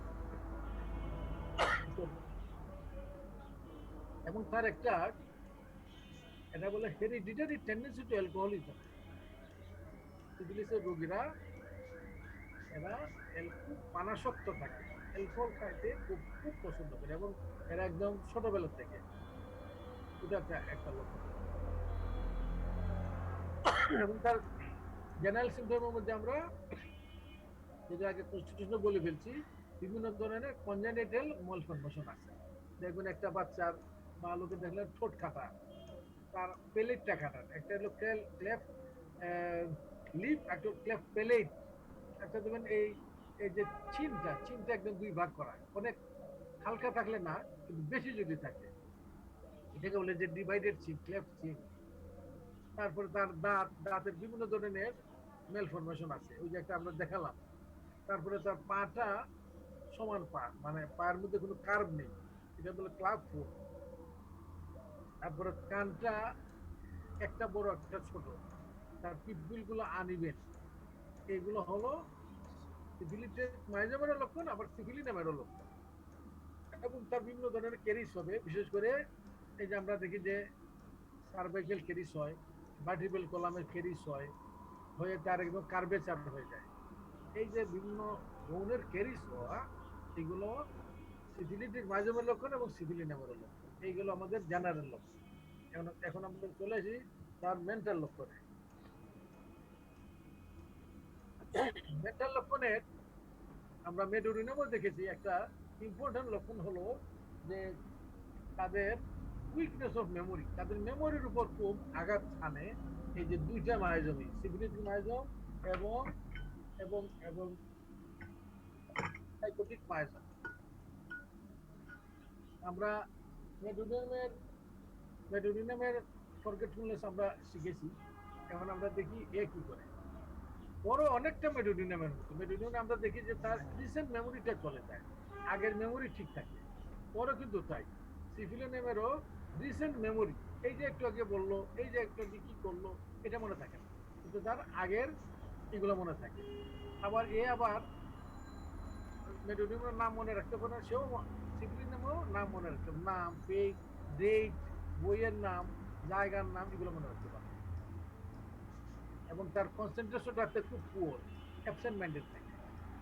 এবং সবচেয়ে যেটা কি এটা তো মেডোনিয়ামে আছে, সিফিলিনাম আছে। সিফিলিনাম এটা বুঝবেন কি, এর একটা ইম্পর্টেন্ট ডিফারেন্সিয়েটিং পয়েন্ট হলো যে সিফিলিনামের বাচ্চা বা রোগীরা এরা অঙ্কে খুব কাঁচা থাকে। এটা একটা ইম্পর্টেন্ট, যে সে বলবে যে আমি সাহিত্যে আমার ভালো নম্বর আসে, অন্যগুলোতে ভালো আসে, ম্যাথমেটিক্সে আমি খুব কাঁচা, অঙ্ক করতে পারে না, হিসাবে গড়বড় করে। এটা কিন্তু সিফিলিনাম ওষুধের একটা খুব ইম্পর্টেন্ট। তাহলে আমরা এখানে ওই মেডোনিয়ামের তার মনে না থাকারকে আলাদা করতে পারি এই অ্যারিথমেটিক দিয়ে। তার মাঝে আরেকটা ইম্পর্টেন্ট লক্ষণ থাকে, তার শরীর নিয়ে তার খুব একটা দুশ্চিন্তা থাকে। আমরা এই জিনিসটাই দেখেছি আবার সরিনামে আছে। সরিনামে খুব পেসিমিস্টিক চিন্তা, তার শরীর ভালো থাকলে সে মনে করে শরীর খারাপ আছে। এর মাঝেও সরিনাম মরতে চায় না, এ একদম সুসাইড করে ফেলতে চায়, যে আর বেঁচে থেকে আমার লাভ নেই, এখানে আবার আলাদা হয়ে গেছে। সরিনামের শুধু হতাশা দুশ্চিন্তা, বাট তার সুইসাইড টু ডেথের কোনো চিন্তার মাঝে নাই সে, আর এর আবার ওই দিকে চলে যায়। ওর সবসময় থাকবে তার যে তার হেলথটা, সে মনে করে তার মধ্যে এমন একটা অসুখ হয়েছে যেটা খুব খারাপ, সে মারা যাবে। বিশেষ করে ইনফেকশাস ডিজিজে ভীতি তার মাঝে প্রবল, এটা তার একটা চরিত্রগত লক্ষণ মনে রাখবে। ইনফেকশাস ডিজিজ যেমন যে এইডস এর ভয়, এমনকি করোনা ভাইরাসের ভয়। আমাদের দেখবেন করোনা ভাইরাস তো সবাই আমরা সতর্ক থাকতেই হয়, কেউ না মধ্যে আছে এক্সেসিভ ভয়, এক্সেসিভ, এই কিছু ধরলেই বোধ হয় করোনা এসে গেল, আবার বারে বারে তার হাত ধুইতে বাধ্য হয়। এই যে একটা ইনফেকশনের ভয়, জীবাণুর ভয়, ইনফেকশন ডিজিজের ভয়, এটা সিফিলিনামের খুব ইম্পর্টেন্ট। তাহলে তার অন্যান্য রোগের ভয় তো আছেই, বিশেষ করে মনে রাখবো তার ইনফেকশন ডিজিজ, বিশেষ করে এইডস, টিউবারকুলোসিস, করোনা ভাইরাস, এই ধরনের যেগুলো ইনফেকশন, এই জন্য সে এর পরের লক্ষণটা আসবে, সে বারে বারে হাত ধরে। আমরা আসছি বলে কোনো ডার্টি জিনিস ধুয়ে আমরা ধরতে পারে। তার চেয়ারের মধ্যে আছে, এবং অনেক সময় সে মনে করে তার ভয়টা এতই বেশি এবং অতি অমূলক ভয়, সে মাঝে মাঝে মনে করে আমি না পাগলের মধ্যে চিন্তা করছি, আমি কি পাগল হয়ে যাচ্ছি। যে আমরা কেলকি রেখার পরে একটা ইম্পর্টেন্ট লক্ষ্য, কেলকি রেখা, যে আমি কি পাগল হয়ে যাচ্ছি, পাগল হয়ে যাওয়ার ভয় একটা আছে, যে দেখেন সিভিলিয়ানের মধ্যে প্রবল। এই যে সে বেশি বেশি চিন্তা করছে, বেশি কিছু ভয় পাচ্ছে, সে মনে করে যে পাগলামি, আমি না পাগল হয়ে যাচ্ছি। এবং জিজ্ঞাসা করে যে তুমি কি আমার মধ্যে পাগলামি কিছু দেখছো, সে অতটুই মানে ক্রেজি বোধ করে এখানে। তো এটা একটা ইম্পর্টেন্ট জিনিস, যে তার মধ্যে বেশি বেশি ভয়, বেশি বেশি অ্যাংজাইটি অ্যাবাউট হেলথ এবং পার্টিকুলার অ্যাবাউট ইনফেকশন ডিজিজ, এটা অন্য ওষুধে কম। এবং এই ভয়ের ফলে এই অ্যাংজাইটি কি হচ্ছে, তার এই যে compulsive checking and washing hands, এই যে হাতটা ধোয়, আমরা রুগীর জিজ্ঞেস করি হাত ধোয়া রুগীর মধ্যে ধরেন আপনি সিফিলিনাম আছে, মেডোনিয়াম আছে, লেকটিনিনাম আছে, অনেক ওষুধ আছে। এখন আপনি সিফিলিনামের রুগী বলবে, আপনি যদি আপনি কেন হাত ধোন, আর্সেনিকের রুগী হয়তো বলবে, অন্য রুগী বলবে যে আমি পরিষ্কার করার জন্য, ময়লা, আমি ময়লা পছন্দ করি। ও কিন্তু ময়লার ভয় না, সিফিলিনামের হাত ধোয়া, সে বলে আমার জীবাণুর ভয়, জীবাণুর ভয়ে আমি হাত দিই। দেখেন এখানে আপনি ওষুধের একটা ইন্ডিকেশন পাচ্ছেন, আর হাত ধোয়ার মূলে আছে জীবাণুর ভয়। তো এই জন্য, এবং তার এই যে বারে বারে হাত ধোয়া মানে সে আশ্বস্ত হতে পারে না যে ফ্রি হয়েছে, তার জিনিসটা ঠিক আছে, হাতটা ঠিক আছে। একইভাবে সে কোনো জিনিস রাত্রে ঘুমালো, সে মনে, তার মনে জাগে জানি আমি কি দরজা দিয়ে কি বলেছেন না সিটকিনিটা আমি লাগালাম, গেট চেক করে, আচ্ছা আমি কি গ্যাসের চাবিটা বন্ধ করলাম, আচ্ছা গাড়ি তো আমি বাইরে গ্যারেজে রাখলাম, কি আমি গাড়ির লাইটটা কি বন্ধ করেছিলাম। এবং সেইটার জন্য কম্পালসিভ, তাকে শান্তি দেয় না, তাকে যেতে হয় চেক করে। সে কোথাও যাবে হয়তো বেড়াতে, সব ব্যাগ ভরে ফেলছে, হঠাৎ মনে হলো আমি আচ্ছা টর্চ লাইটে নিলাম, গ্রামের বাড়ি যাচ্ছি, টর্চ লাইটে তুই উঠে তুলেছে, but he will have to check again সে ডাবল চেক করে সব। এই যে একটা double checking, this belongs to civility, excessive checking, double checking. এবং রোগীকে আমি অনেক সময় জিজ্ঞেস করি আমার রোগীকে যে আপনি এই যে সিটকিনিটা কি আপনি বন্ধ পান না খোলা পান? ওটা বন্ধ পাই। কিন্তু ওই যে তার মনে হচ্ছে যে হয়তো বন্ধ করে দিন। তো এইগুলো কিন্তু দেখেন সিভিল নামের খুব ব্রাইট লোক, মানে আপনি ইউ ক্যান আইডেন্টিফাই মোটামুটি মোটামুটি তো বলা হয়ে গেছে তার ফিউচার ওয়াশিং অফ হ্যান্ড। এবং এমন তারা এমনই বলছে যে কাউকে যদি দরজা খুলে, যে একটা পাবলিক ডোর নক করলো সে, বা কাউকে টাকা গনে দিল, কার সাথে হ্যান্ডশেক করলো, সে হ্যান্ডশেক করেও সামনে হাতটা ধুবে না, শুধু একটু আড়ালে গিয়ে হাতটা ধুয়ে রাখছে। এই যে তো এক্সেসিভ সুদা কথা সূচিবাই বলতে যা আমরা বুঝি, কিন্তু সূচিবাইয়ের মূলে হলো এখানে যে ইনফেকশনের জীবাণুর ভয়। এটা যদি থাকে তাহলে আপনি সিভিলিনাম কনসিডার করতে পারেন। আমরা এটার কথা মোটামুটি আগেও বলছি যে তার রাতের এবং সকালের একটা ভয় থাকে। রাতের তো ভয় আছেই, তার রাতে সব রোগ লক্ষণের বৃদ্ধি, তার মাথা ব্যথার বৃদ্ধি, তার এই যে কি বলে আর্থাইটিক পেনের বৃদ্ধি, তার চোখের ব্যথার বৃদ্ধি, সব বৃদ্ধি। আমার মর্নিং এর ভয়টা হলো যে বলা হয় যে পৃথিবী নামের রোগী সকালে উঠার সময় তার শরীর একদম মানসিকভাবে এবং শারীরিকভাবে বিদ্রোহ করে, তার কষ্ট হয় এবং প্রচুর যন্ত্রণা, এবং এই যন্ত্রণার সে ঘুমানোর সময় সে ভীত থাকে।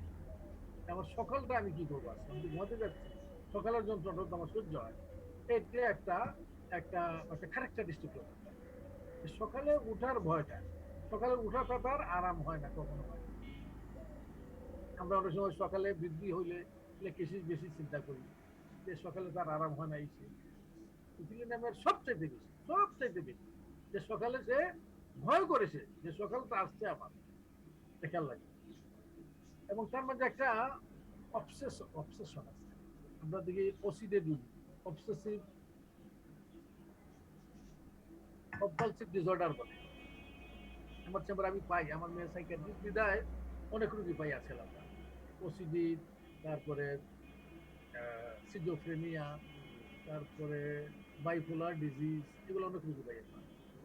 তো তার ওসিডি রোগী তার যেটা অবসেশনে পেয়ে গেছে থাকে, সে বলবে আমার মাথায় যখন একটা চিন্তা ঢুকে আর বের করতে পারি না, এটি আমাকে কুরে কুরে কুরে করে খায়, আমি সেকেন্ড কোনো চিন্তা যেতেই পারি না, সেকেন্ড স্টেজে আমি আসতেই পারি না। এটা হলো অবসেশন। সে আমার একটা পেশেন্ট ছিল, আমি এর আগে একদিন বলেছি, যে একটা ইউনিভার্সিটি স্টুডেন্ট, ভালো ছাত্র, সে তার মনে হলো যে আমি পড়াশোনা শুরু করার আগে আউযুবিল্লাহ বিসমিল্লাহ পরে আলহামদুলিল্লাহ কবিতা পরে আমি শুরু করবো। ঘটনাটা হলো কি, যখন পড়তে যায় মাঝখানে গিয়ে তার আমাদের সিলেটি ভাষা বলে বেড়া লেগে যায়, সে দেখা গেলো যে একটা ভুল হয়ে গেছে, সে আর আঘাত আবার সে আউযুবিল্লাহ বিসমিল্লাহ করে, কিন্তু সে আর ওয়ালাদ দোয়ালিনে যেতে পারে না এবং তার পড়াটাই নষ্ট হয়। এটা হলো অবসেশন। এবং আপনি এটা সিভিলি নামের একটা ইম্পর্টেন্ট লোক। এবং সে হয়তো বসলো, সে দেখা গেল যে সিঁড়িটা তার মনে হলো আমি আচ্ছা উঠে আসলাম, কয়টা সিঁড়ি দেখেন, এটা কেউ গণবে না, যে আমার বাসাটা উঠে আসলাম নিচতলার থেকে কয়টা সিঁড়ি সে যাবে গুনতে। এটা সিভিলি নামের লোক। সামনে কয়টা পার্কে গাড়ি দাঁড়িয়ে আছে এটা সে গুনতে থাকবে। তো এই ধরনের এইগুলো হলো অবসেশন, মানে একদম মাথার মধ্যে চেপে বসার চিন্তা, এটাগুলো পারসিস্টিং থট, এটা থেকে সে বের হতে পারে। এটা সিভিলি নামের খুব ইম্পর্টেন্ট লক্ষণ। এখন আমরা দেখি তার বুদ্ধির ব্যাপারে। আমরা আমরা মেডিউরিনামেও দেখেছি সাইকোসিসে তার বুদ্ধির খুব ঘাটতি। তার বুদ্ধির দেশে এরা এমবেসাইল থাকে, এমবেসাইল মেন্টালি রিটার্ডেড। আমরা মেডিউরিনামে পড়ে আসছি। আবার সিভিলিয়ামের নামের বেলা তার দুইটি হতে পারে, সে বুদ্ধির যে একদম শেষ। আমরা তো বললাম সে অঙ্ক করতে পারে না, অঙ্ক কি সেমনি সে একটা বলে আমরা বলো ইডিয়ট, মরন, এমবেসাইল ইন্টাগ্রেট করে, সে সবটাই হতে পারে, ইডিয়ট হতে পারে, এমবেসাইল হতে পারে, মরন হতে পারে। But on the other side, এটা হলো একটা দিক। আদার সাইডে সে খুব কষা, অত্যন্ত বুদ্ধিমান হতে হবে। মানে বুদ্ধিমান বলে খারাপ বুদ্ধিমান, ধূর্ত, কানে। এই যে আমরা বললাম যে যত মানে কথাটা কি বলতে চাই, যে যত খুনি আছে, খুনি দুশ্চরিত্র লোক মানুষের ক্ষতি করে, বোমাবাজি করে বা খুন খারাপি করে, এরা তো সিভিলিটি মায়ের, তো ওরা কি অবুদ্ধিমান? ওরা অত্যন্ত খানে, অত্যন্ত বুদ্ধি রাখে। এই জন্য সিভিলিয়ানের মধ্যে দুইটাই থাকতে পারে, বুদ্ধির একেবারে ঘাটতি, আবার খুব কানে, খুব চতুর। তো এটাও কিন্তু এটা বাচ্চাদের মাঝে পাওয়া যেতে পারে। খুব চতুর, মানে খারাপ ভাবে, ভালো বুদ্ধি নেই, খারাপ বুদ্ধি আছে বুদ্ধি।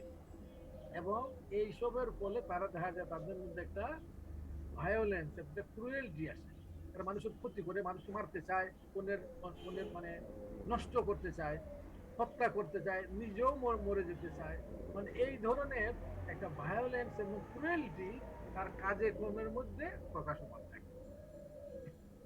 আমার চেম্বারে আছে, মানে বলা যাবে না বা কি বলবো, মানে সন্ত্রাসী টাকা, মানে রুগী তো ডাক্তার কাছে স্বীকার করে। এবং আমি আমি ভয় পেতাম এক সময় যে এদেরকে আমি চিকিৎসা করবো কিনা, বা পরে কি করবো, যদি আবার করি না সে হয়তো আমাকে বিরুদ্ধে ফেলে দেবে।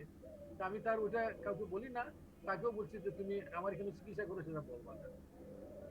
এরকম যদি কেউ আসে, ও ডাকাত, ডাকাত মানে খুন খারাপই করে, বা জলদস্যু, বনদস্যু, তাহলে কিন্তু আপনি সিভিলিটির মায়াজামের কথা মাথায় রাখবেন, এবং সিভিলিয়ানও লাগতে পারে তার।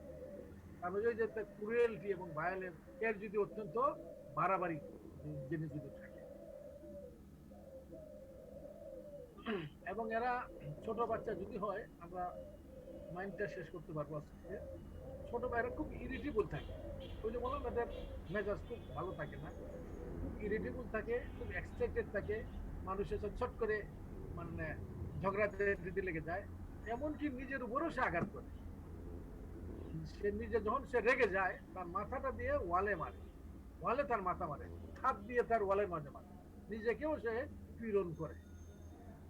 মানে এদের এতই হলো এদের মন মানসিকতা, মানে ক্রুয়েলটির দিকে যায়, একটা নৃশংস ভাবের দিকে যায়, ভায়োলেন্সের দিকে যায়।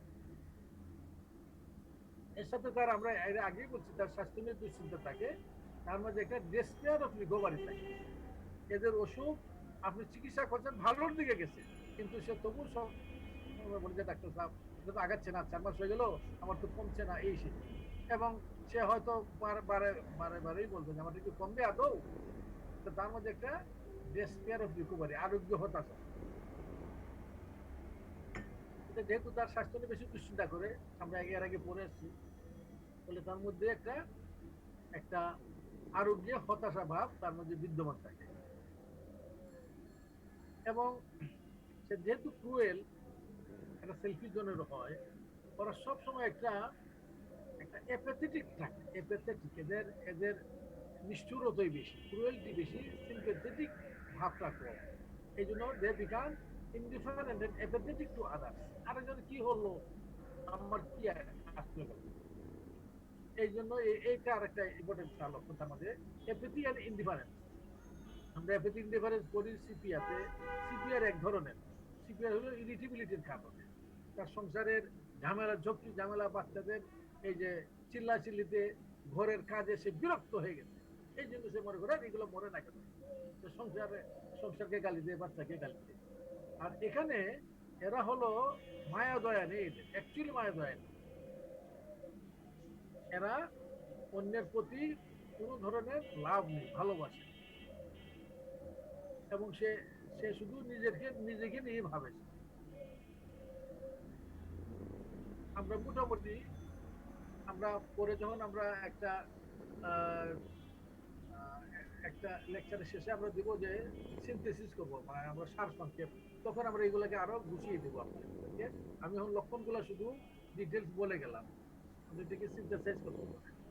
এখন আমরা আরেকটা শেষ করবো। যেমন আমরা বলি পার্টিকুলার সিমটমের মধ্যে আমরা হানিম্যান হেড পড়ান, আমার গুরুরা আমাকে বলছে যে হেড আগে পড়বা না, আগে পড়বা স্টমাক। কারণ স্টমাক হইলো জেনারেল সিমটম ইন্ডিকেট করে। আমরা এই জন্য স্টমাকটি আগে ধরি। স্টমাকের মধ্যে দেখি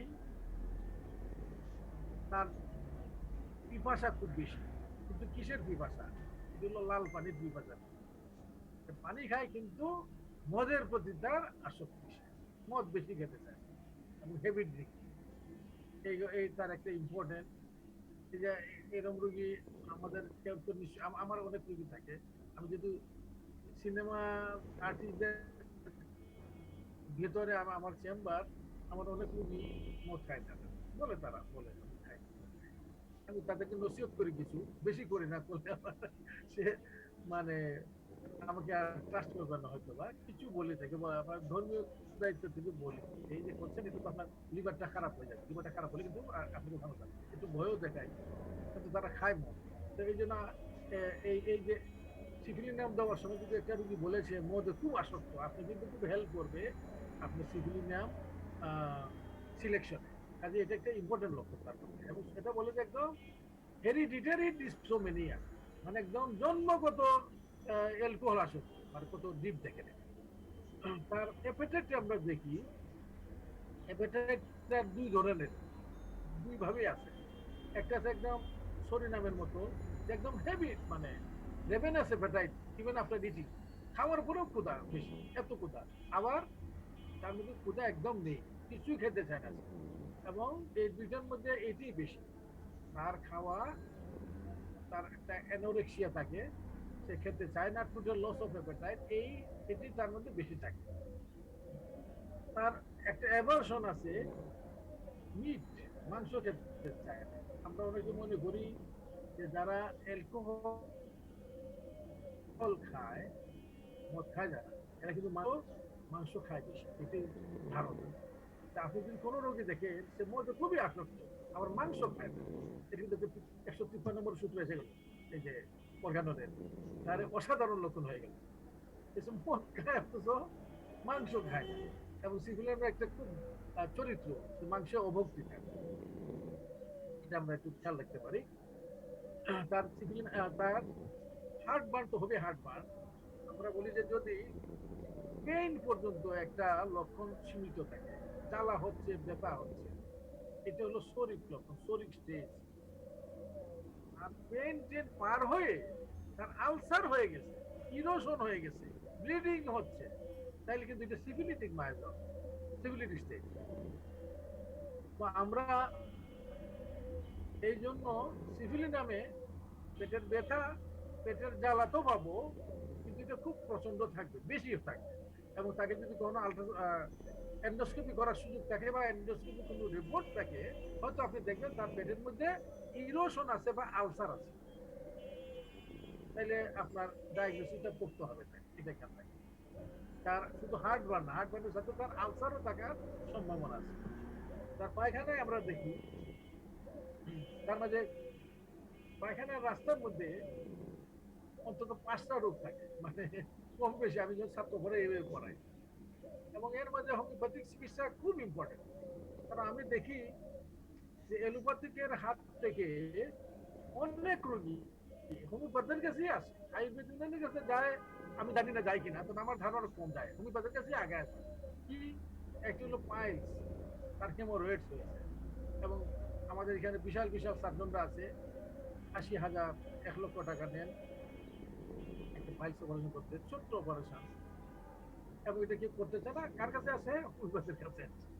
ফিশার, একটু হলো হিমোরয়েডস, যেটা এখান থেকে রক্তের একটা বলি নেমে আসে, এটা ফেটে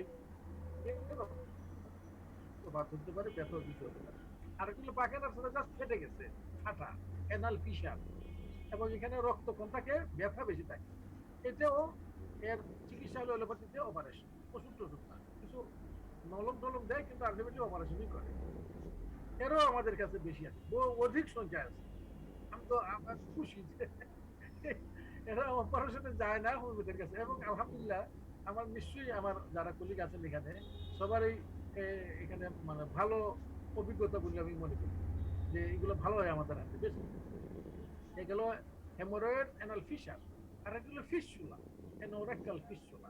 তার পায়খানা রাস্তার মধ্যে একটা ফোড়া ছিল, এটা ফেটে গিয়ে ভিতরে একটা মুখ বাইরে একটা মুখ ফিস্টুলা হয়ে গেল, অথবা সাইনাস হয়ে গেল, পাইলোনিডাল সাইনাস একটা মুখ।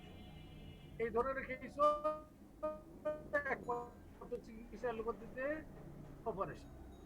আবার যদি খুব হাই ফিস্টুলা হয়, সবটাকে আমরা ভালো করতে আমি বা অন্যরা হয়তো পারেন, বেশি হাই ফিস্টুলা হলে দেখছি পারি না অনেক সময়, মানে ওই ফিরে ফিরে আসে। যেটা একটু লো ফিস্টুলা থাকে এটা ইজিলি ভালো হয়, তাড়াতাড়ি ভালো হয় আমি বলবো। কাজে এর একটা একটা মানে ভালো অংশ আমরা করতে পারি। আর একটা আছে, এটা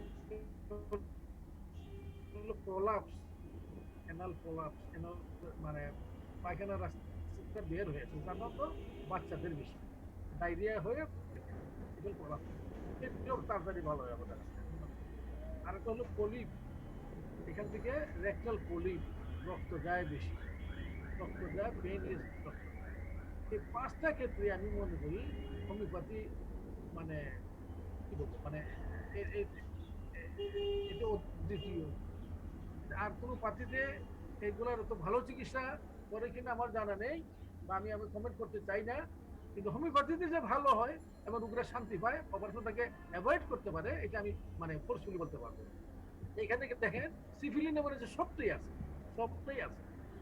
আপনি যদি জেনারেল ফিচার গুলো মিলাই দিতে পারেন, সিফিলিনও প্রথমে দিতে পারেন, মানে প্রাইমারি ওষুধ হিসেবে আসতে পারে, বা ইন্টারক্যানিক বা সেকেন্ডারি হিসেবে আসতে পারে। এই সবটাই আছে এখানে।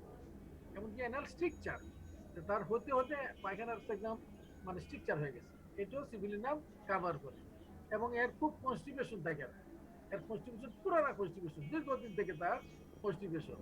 এবং তার এমনই হয় যে পায়খানা রাস্তা যদি খুলতেই চায় না, জোর করে সে বের করতে পারে না। এমনকি যদি তাকে ডোজ দেওয়া হয়, এনেমা দেওয়া হয়, সেটা অত্যন্ত পেইনফুল হয়। সাধারণত এনেমা দিলে রোগীদেরকে যদি ডোজ দেওয়া হয়, পায়খানা বসতেই তার আরামসে সব পায়খানা বের হয়ে যায় পানির সাথে। আর এদের হলো না, ওদের এটা খুব ইনভেটারেট কনস্টিপেশন, খুব পেইনফুল, এমনকি এনেমা দিলেও অত্যন্ত কষ্ট হয়। এই জন্য বলছি এটা একদম স্টাবন ক্রনিক কনস্টিপেশন। এবং তাদের যেহেতু সে সিফিলিটিক পেশেন্ট, তাদের ইঙ্গুইনাল গ্ল্যান্ড থাকে, বিবো থাকে, বিবো। বিবো সাধারণত সেকেন্ডারি সিফিলিসে পাওয়া যায়, সেকেন্ডারি সিফিলিসে ইঙ্গুইনাল গ্ল্যান্ডে খোলা থাকে বিবো। আমার মনে হয় আমরা আজকে এখানেই রাখবো। নেক্সটটা হেড থেকে ধরে আশা করি নেক্সট আমরা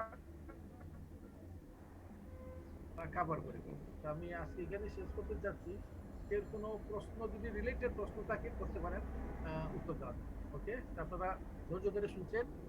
এই এই এই যে আমার বক্তব্য, আমি অত ভালো দিতে পারি না, তবে আমি চেষ্টা করি, এটা দায়বদ্ধতা হিসেবে মনে করি। এই যে লেকচারগুলো দিচ্ছি আমরা, এটা ধরেন একটা সপ্তাহ আমাকে বিজি থাকতে হয় এই জিনিসগুলো বানাতে আপনাদের। এটা দায়বদ্ধতা মনে করি, যে আমার মনে হয় যে আমি অনেক গুরুর পিছনে ঘুরে, মোটামুটি আমার বয়স 66, আমি পড়াশোনা করছি 77 সাল থেকে, প্রায় 45 বছর হলো। তা আমার মনে হয় যে আমি তো কিছু গেইন করছি কিছু কিছু বিষয়, এইগুলো আমি দিয়ে যাব। এগুলো যারা আমাদের ইয়াংরা আছে তাদেরকে আমি এই জিনিসগুলো শেয়ার করে দেব। এই জন্য এই কষ্টটা করা, ভালো হয় মন্দ হয় সেটা আপনাদের বিচার্য, আমি আমার চেষ্টা করছি। ওকে, তারপর সবাই ভালো থাকুন। আসসালামু আলাইকুম ওয়া রাহমাতুল্লাহি ওয়া বারাকাতুহু। ধন্যবাদ ধন্যবাদ স্যারকে। স্যার কয়েকটা প্রশ্ন আছে, আমরা প্রশ্নগুলা নিব। আহ, তো আলোচনা খুবই সুন্দর হয়েছে, এবং আমার মনে হচ্ছে যে যারা পার্টিসিপেন্ট দেখে যে প্রথম শুরু থেকে শেষ পর্যন্ত সবাই আছেন, আহ, যার জন্য মনে হয় সবার কাছেই ভালো লাগছে, এটা বলতেই পারি। প্রথম স্যার প্রশ্ন হলো যে স্যার, ইজ সিপিলিনাম জান found all stages primary secondary tertiary through VDRL test? VDRL টেস্টের মাধ্যমে আপনার প্রাইমারি সেকেন্ডারি টারশারি পর্যায়ে সিপিলিনামের জান পাওয়া যায় কিনা?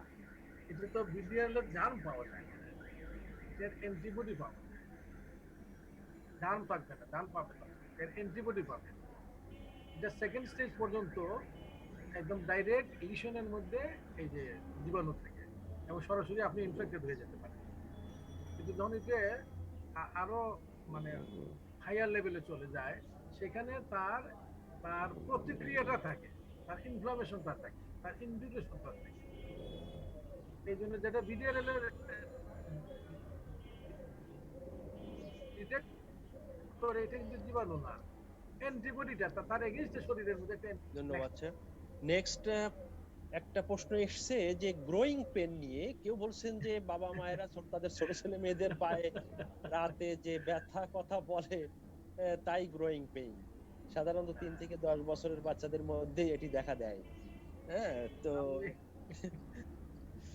এটা আমার মজা লাগছে, এটা আমি পড়েছি দেখেন 1974 সালে, আমি এমবিবিএস এ পড়েছি 74 সালে, এখনো মনে আছে আলহামদুলিল্লাহ, আমি তো বইটাও বলি নাই।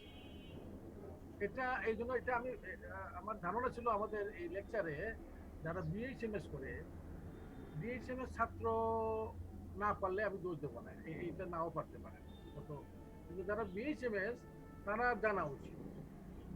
আমরা এটার উত্তরটা আমি দিচ্ছি। আচ্ছা, না পারলেও কোনো লজ্জার কিছু নাই, অনেক কিছু আমরা জানি না, কিন্তু এটা এটা জানে মোটামুটি যারা পড়াশোনা করে অ্যানাটমি, ওরা বুঝে। আমরা একটা হাড়ের যে আমাদের যে লং বোন আছে, লং বোনের 3টা অংশ বলি আমরা। তার হচ্ছে গ্রো করে তার 3টা অংশ, একটা হলো এপিফাইসিস, মেটাফাইসিস আর ডায়াফাইসিস। তার যে মাথাটা, মনে করেন যে ফিমার, চিন্তা করো ফিমার, পায়ের যে বড় বোনটা, এর 2টা মাথা হলো এপিফাইসিস, আর মাঝখানটা মাঝের যে শেপটা এটা হলো ডায়াফাইসিস। আর ডায়াফাইসিস আর এপিফাইসিসের মাঝখানে একটা কার্টিলেজের মতো একটা একটা একটা অংশ থাকে, এটাকে বলে মেটাফাইসিস। এবং বোনটা গ্রো করে মেটাফাইসিসের মাধ্যমে, শেপটা গ্রো করে না, এপিফাইসিস গ্রো করে না, ওই মেটাফাইসিসটা বড় হতে হতে বোনটা বড় হয়। ওই যে এটা গ্রো করে, যে পোর্শনটা গ্রো করার ফলে তার একটা টেনশন সৃষ্টি হয় তার টিস্যুর মধ্যে। এবং অনেক বাচ্চা, এটা এটা কিন্তু ওটা আরেকটা কথা, হ্যাঁ, এটা আমাদের পরীক্ষা দত্ত টিচার দেখি আমার হবে কিনা, এটা শুধু 18 বছর নিচে যাদের বোন গ্রো করে, ওই ডায়াফাইসিসের মাধ্যমে বোনটা গ্রো করে, না এপিফাইসিস না মেটাফাইসিস মাঝখানে এটা গ্রো করে। ওই গ্রো করার ফলে তার একটা টেনশন হয় টিস্যুর মাধ্যমে, ওই জন্য এটাকে বলে গ্রোয়িং পেইন। ওইটা যদি পেইনটা হয়, দেখেন এটা সিভিলি নামের লক্ষণ। কোনো বাচ্চা সাধারণত এগুলো টলারেবল হয়, কিন্তু কোনো বাচ্চা যদি খুব কমপ্লেন করে, তোমার হাতটা দেখায়, এবারে দেখেন এখানে ব্যথা করে, তার হাঁটুর আইদার নিচে ফিমার হবে অথবা একটু উপরের দিকে টিবিয়া হবে, এখানে তার ব্যথা।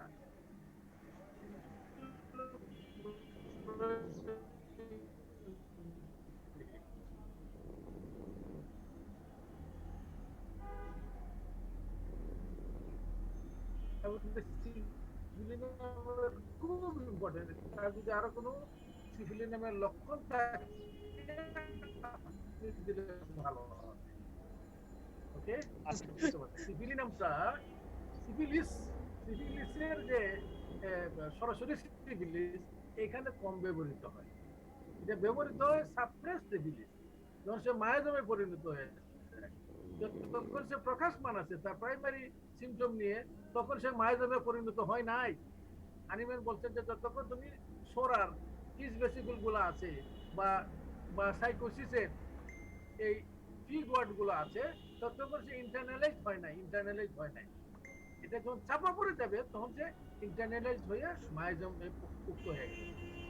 এই জন্য বলছে যে সিভিলি নাম ইউজুয়ালি যেটা সিভিলিস পার সে মানে একেবারে মানে কি বলবো এটাকে ফ্রেশ সিভিলিস, যেটা এটাতে ইউজুয়ালি এটা ব্যবহৃত হয় না, এটা ব্যবহৃত হয় সাপ্রেস সিভিলিস। এটা কিন্তু মেডোরিনোর বেলাও বলা আছে, মেডোরিনোর বেলা যেটা একদম একদম সাইকোটিক গনোরিয়াতে মেডোরিনাম ব্যবহৃত হয় কম, এখানে তুজা এবং অন্যান্য গুলো ব্যবহৃত হয়, তুজা, ক্যারাবিসেটাই বা pulsatilla, argentum metallicum, anything maybe, কিন্তু মেডোরিনাম ইউজুয়ালি হয় না। মেডোরিনাম হয় after suppression of sycotic gonorrhoeal discharge. তো সেম হলো সিভিলিনামের বেলা, যে যখন সিভিলিসের স্টেজ, ফার্স্ট স্টেজ, নো আপনি দিবেন না, সেঙ্কারে দিবেন না, অবশ্যই দিবেন না।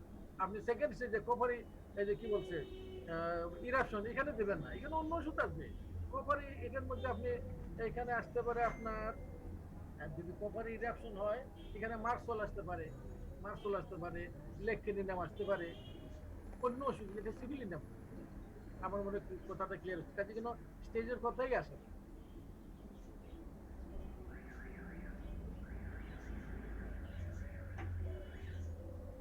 নেক্সট তাকে আছে জি স্যার, আর একজন একটু বলতে চাচ্ছেন আমার মনে অসুবিধা নেই, আমরা সিপিলিস সিপিলিসের সব মেডিসিন কি মাংস মুক্ত? দ্যাট মিন্স উনি মনে হয় বুঝাতে চেয়েছেন যে মানে মানে হাড়ের মাঝে হালি ধরে কিনা। হাড়ের মাঝে, রাইট। আচ্ছা দিল্লি দেখেন, আমরা সিভিলিসের এই লেকচার গুলো তো আপনাদের কাছেই পাবেন, এই যে আমার স্লাইড গুলো তো পাবেন আপনারা, এখানে আছে কিন্তু দেখেন, এখানে এই যে আমরা বলছি অস্ট্রো আর্থ্রাইটিস, এখানে শুধু কিন্তু হাড় এফেক্ট, হাড়ে তো এর মেইন ধরে হাড়, কিন্তু আবার জয়েন্ট কেউ ধরে, জয়েন্ট কেও এফেক্ট করে। এই জন্য হাড়ের সাথে জয়েন্টের স্ট্রাকচার এবং মাংসপেশিকেও ধরতে পারে, কিন্তু মাংসপেশিগুলো বেশি ধরে সাইকোটিক মায়োজেন। আমরা বলছি যে মাংসটা তৈরি হয় মেজোডার্ম থেকে, মেজোডার্ম। এই জন্য মাংসর যত ওষুধ আছে ওগুলোকে বেশি ধরে সাইকোসিসে এবং মেজোডিনা। তবে এটার মানে না অন্য অন্য কিছুও ধরবে না। যেমন আমরা দেখি সালফার, সালফার তো অ্যান্টিসোরিক, কিন্তু দেখেন তার অ্যান্টিসাইকোটিক প্রপার্টিও আছে এবং তার অ্যান্টিসিবিলিটিক প্রপার্টিও আছে। এই জন্য কোনো সিভিলিক মাইজম মাংস বেশি ধরবে না এমন কোনো দিব্যি নেই, তবে বেশি ধরে হাড়, এইগুলো করবে। জি ধন্যবাদ স্যার। আরেকটা প্রশ্ন এসছে, পেলভিক কিডনি হলে সিপিলিনামের কি কোনো ভূমিকা আছে? দেখেন, কতগুলো আছে, আমরা আমরা বলি যে সার্জিক্যালি, যেমন হানিমেনো অর্গাননে সার্জিক্যালি যেগুলা ডিল করার মতো ব্যাপার, যেগুলো মেডিসিনটা হবে না, এখানে আপনি সার্জারি আসছে। মনে করেন একজনের পেলভিক কিডনি আছে, মানে কিডনিটা তার রেনাল অ্যাঙ্গুলে নেই, যারা অ্যানাটমি বুঝেন তারা তো বুঝলেন, ও পেলভিসে চলে আসছে। পেলভিসে আসলে ও সারা জীবন তার সমস্যায় ভুগবে, কারণ খুব বেশি ইনফেকশন হবে এবং যেখানে পাথর হবে এবং এই কিডনি ফেল করার সম্ভাবনা খুব বেশি থাকে। এই জন্য এটাকে সার্জারি করার পক্ষেই মতামত দেওয়া হয়। এটা ওষুধ দিলে উপরে যাবে না, এটা এটা অলরেডি ফিক্সড কনজেনিটাল হয়ে গেছে, এটা ওষুধটা আপনি ভালো করতে পারবেন, তবে এর কমপ্লেন দূর করতে পারবেন। রোগীটা আসতো আমার আপনার কাছে, তার ক্রনিক ইউটিআই হচ্ছে, এরকম নিয়ে আসবে আপনাদের, কি করে আপনি করছেন? ইউটিআই চিকিৎসা আসে, অনেক অ্যান্টিবায়োটিক দিচ্ছে, জোর হয় না, তখন কিন্তু যারা নেফ্রোলজি, ইউরোলজি বা সাধারণ এমবিবিএস ডাক্তার, তারা বলে একটা আলট্রাসোনোগ্রাফি করে, পেশাবটা টেস্ট করে, পেশাবটা কালচার করে, ওইগুলো করতে গিয়ে ধরা পড়ে যে তার পেলভিক কিডনি। কাজে পেলভিক কিডনিটাকে ওষুধটা আপনি উপরে তুলতে পারবেন না, বাট এর যে আনুষঙ্গিক কমপ্লেন আসে রোগীর, আপনি শুদ্ধ ওষুধ দিয়ে ভালো করতে পারবেন। ধন্যবাদ স্যার। আর কোনো প্রশ্ন নাই। একটা বিয়ে আসছে যে মহিবুল্লাহ খান ভুট্টো নোয়াখালী থেকে, উনি হোমিওপ্যাথির ইতিহাস বইটি চেয়েছেন, আপনি স্যারের চেম্বার থেকে নিতে পারবেন। উনি বলছেন কোথায় পাওয়া যাবে? স্যারের চেম্বারে পাবেন, আপনি স্যারের চেম্বার থেকে নিয়ে নিতে পারেন। তো ধন্যবাদ সবাইকে, আমাদের টাইমও শেষ। আশা করি আমি একটু ওনাদেরকে একটা খবর দিতে চাই, আমি আপনাদেরকে ভালো নিউজ দিই। জি আমাদের নেক্সট রবিবারে, এই যে নেক্সট রবিবারে আমাদের যে লেকচারটা হবে, এটা দিবেন ইন্ডিয়ার একজন প্রথিতযশা হোমিওপ্যাথ, অত্যন্ত সিনিয়র হোমিওপ্যাথ, আমার চেয়ে অনেক সিনিয়র উনি, ডক্টর এল এম খান, প্রফেসর ডক্টর এল এম খান। তিনি ন্যাশনাল ইনস্টিটিউট অফ হোমিওপ্যাথি ইন্ডিয়ার প্রথম জায়গায় কালো হয়ে গেছে, মানে 1-1.5 মাস হোমিওপ্যাথ এবং ইন্ডিয়ার এইখানে একদম হোমিওপ্যাথ। এই দ্বিতীয় ঈদে জায়গায় এই এখনো এই একটা মারলাম।